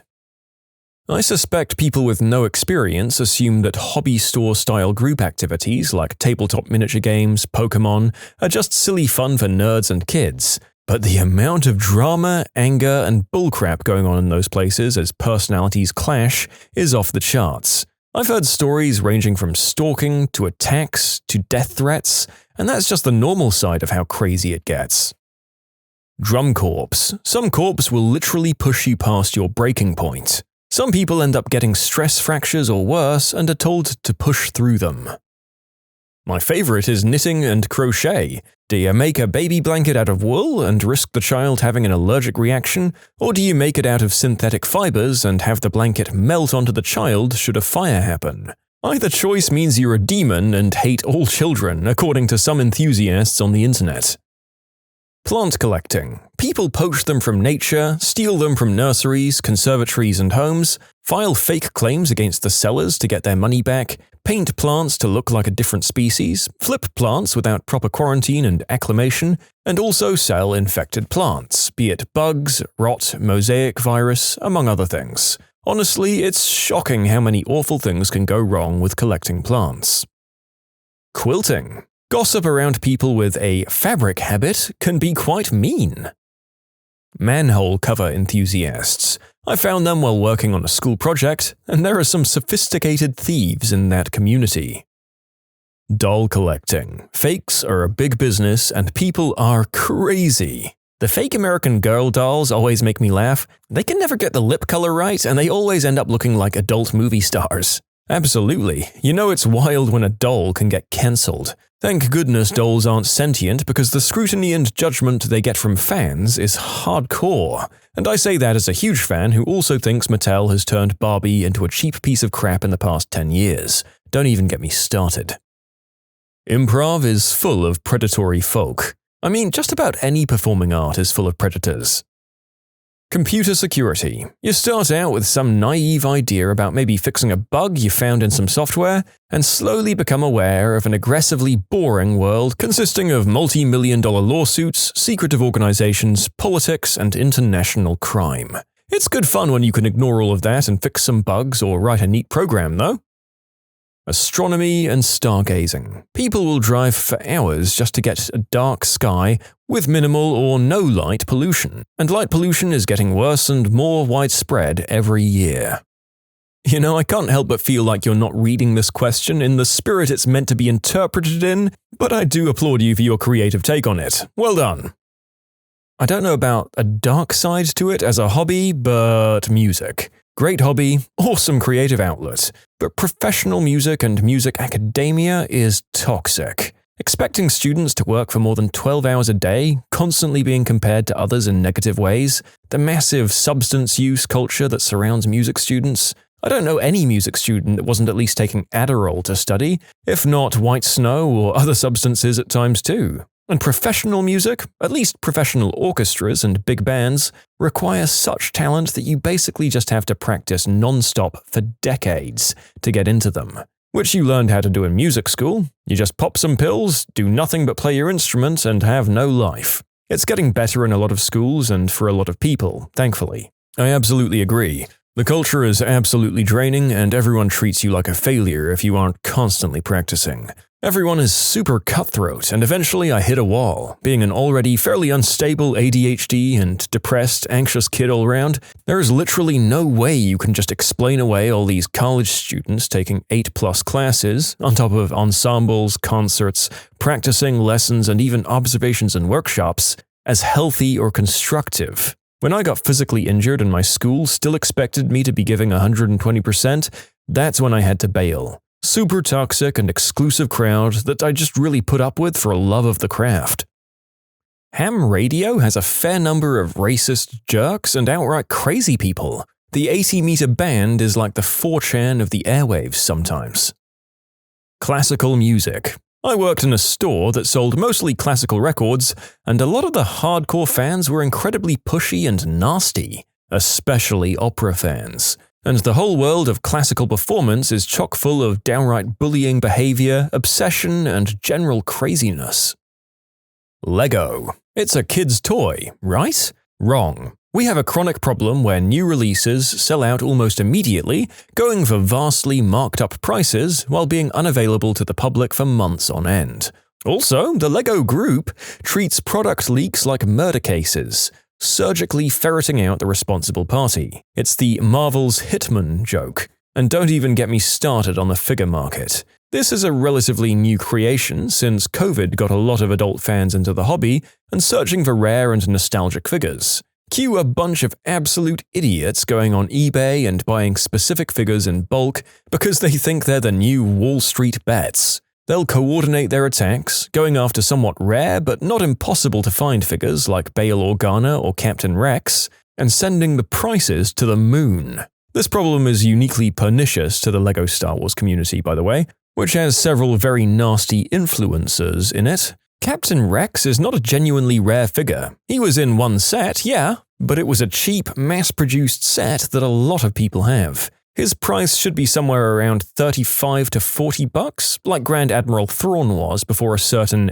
M+R character brought a bajillion. Instead, both Rex and Thrawn can go for upwards of $100. It's frickin' mental. They've totally messed up the third-party market, treating it like a damned stocks game when all the general public wants is some cool toys. The LEGO Instagram and YouTube communities are absolutely terrible. Surprisingly, the Reddits aren't though, with the exception of the sales ones, predictably, which have very strict guidelines but still fall prey to drama around counterfeiting and catfishing.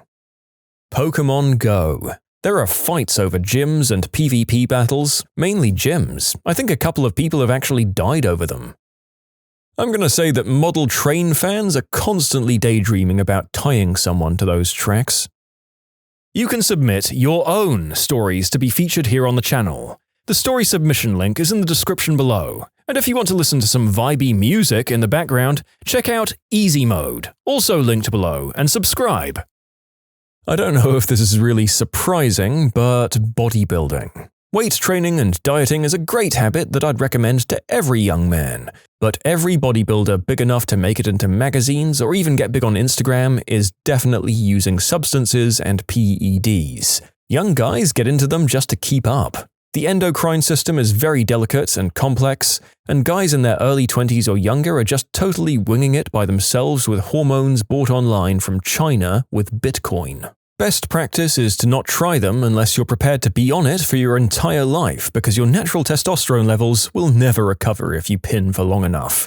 That's a huge frickin' commitment for a young guy who likes lifting to make. I'm struggling to remember the name of the weight loss drug which is super effective to lose fat, but it's incredibly hard on your body, and even a small overdose can result in death through overheating. This stuff is really serious, and every young man who gets into it has to make a choice between becoming physically dependent on powerful, illegal substances and never measuring up to his idols. Endurance tickling. They got young men to get tied down to see who could withstand being tickled the longest as a competition, but then they uploaded it to adult sites for people to gratify themselves to. There was a great documentary about it called Tickled, and honestly, it's nuts. There's blackmail, death threats, stolen identities, the Secret Service shows up for a hot minute. I 100% recommend it. Best documentary and a total rollercoaster.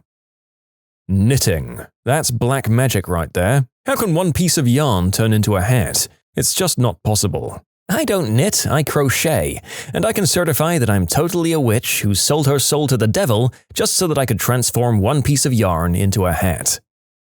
It's amazing how many weapons are faked. Paratrooper M1A1 carbine? Likely a fake. Almost anything from the Third Reich is faked. Navy Lugers? Faked. The Singer Sewing Machine Company made about 500 M1911 pistols. Only about 150 survive. Winchester M97 trench weapons are faked. Snipers of almost any origin are also fakes. I could go on, but you have to have a very discerning eye if you want to be a collector of high-end antique weapons like this. I'm willing to put money on everyone who collects salt and pepper shakers having a body buried somewhere. Old ladies will throw down with a motherfricker for salt and pepper shakers. At my former job, we had shaker sets that were exclusive to certain holidays. For Thanksgiving, we had these cute little turkey sets, and every grandma that set foot in the store tried to go home with one. Due to their popularity, we were running low on turkey shakers every goddamn week. I had to calm down disgruntled old ladies who didn't get any and somehow make more magically appear so they didn't skin me alive. It was rough. It's very common for old people to steal Cracker Barrel salt and pepper shakers. A lot of retirees will visit every Cracker Barrel in the nation and steal the salt and pepper shaker as a collection. My wife worked there for a number of years in high school and loved catching old people trying to steal the salt and pepper shakers, especially if they were rather nasty customers. This new world of shaker espionage and smuggling is something that's completely breezed the narrator by in his hospitality life. I don't think anyone stole the S&P at my restaurant in the past, and we were old lady central. It does seem like something some of the more venomous harridans would do, though. The sweet ones? Definitely not. Writing a fanfiction? People can obsess over characters and have unhealthy attachments to them. Depending on the person, their real-life problems and personality might start to get written into their stories, which they can turn into any sort of fantasy. I just want to write a Star Wars sequel rewrite, man. To be fair, writing one's real-life problems into a fanfiction is an excellent way to heal for many people who've experienced traumatic events, as it gives them a safe, controlled space in which to confront their problems. The real dark side of fanfic, and fandom in general, in my opinion, is the people who take things way too far and attack others because they said something about a character, or they support a different fan theory, or... It goes on, and it's frankly quite sickening. Playing drums. It's not a dark side per se, but people always underestimate the damage it can do to your hearing and fingers, which is nothing worse than blisters and calluses in my experience, but ear protection is more than necessary. medieval hobbyists, SCA, HEMA, even more academically oriented, officially historically focused groups like Medieval Academy of America, the Renaissance Society, among others. What at first looks to be a fun excuse to go camping in funny clothes and drink a lot of homebrew and play battle with friends often turns out to harbor a lot of folks who are into white or Euro supremacy, religious fundamentalist, or militaristic and authoritarian mindsets. It seems they're all lured in by an idealized, mythologized societal peak that they falsely believe existed in their respective self-identification subcultures. The intersections of these different groups on their own, let alone how often they overlap with the other artists, performers, costumers, fantasists, renfolk, romantics, and academics that make up another portion of the memberships, can make for some very interesting social dynamics. I was with a woman who was into this. She got more and more obsessed, and then eventually quit her good job to make medieval dress-up clothes for herself full-time. She went on to more and more events without me, and by the time we broke up, I was barely seeing her. A lot of marriages have broken down like this. There's an insane amount of SCA drama going on 24/7, and they eventually focus on that all the time to the expense of the real world. On a similar note, this isn't shocking, but I've heard from friends that Civil War reenacting can get pretty toxic. Obviously, you've got the whole revisionist sect who want to glorify Confederates and human traders, but there's also a lot of angry, obsessive old men who'll throw a fit if your Union cavalry uniform doesn't have the right number of buttons and the perfect thread count. There was also that one time someone bought a real sword and hit someone in the face on horseback. Magic the Gathering. You'd be amazed at how many 400-pound good guys there are.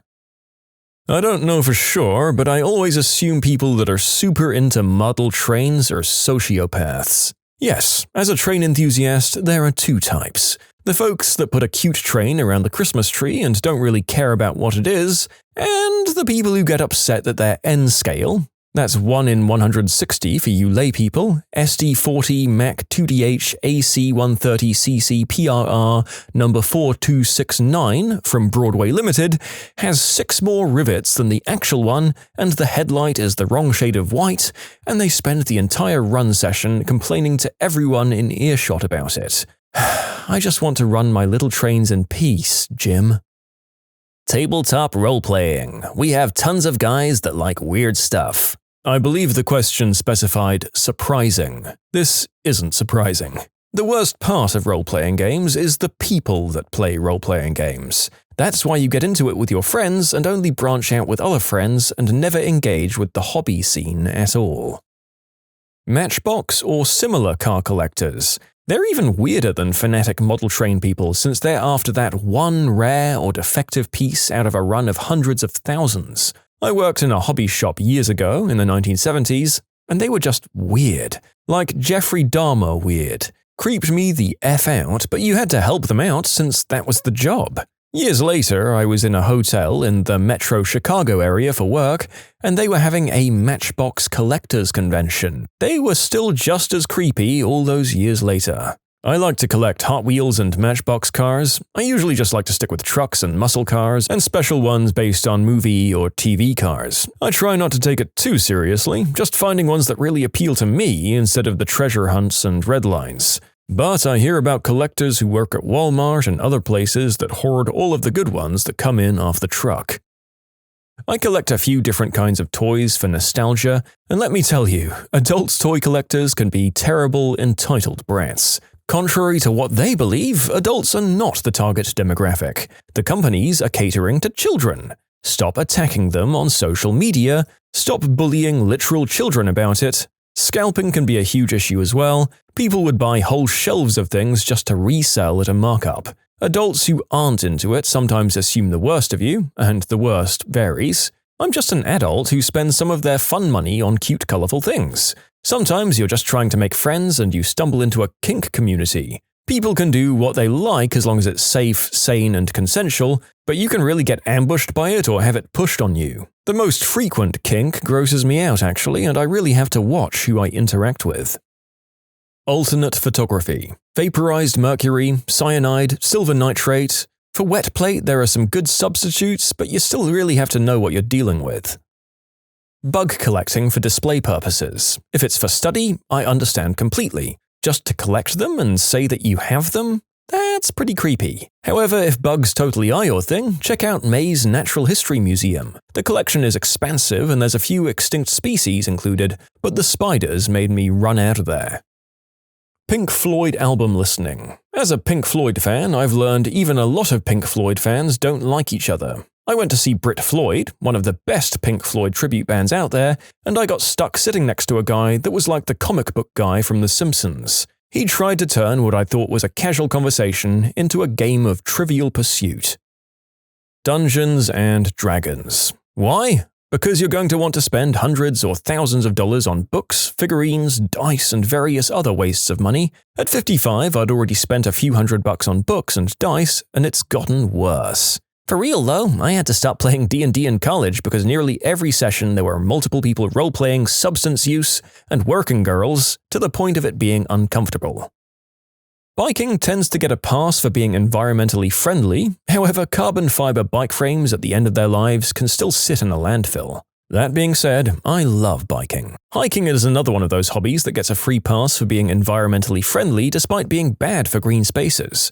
Many more people than the community would like to admit are bad at the whole leave no trace policy and don't follow the best practices when dealing with wildlife. More directly related is the amount of goods that end up in the landfill. Dyneema is really bad because while it's really light and good for carrying, it doesn't last longer than a couple of seasons of heavy use.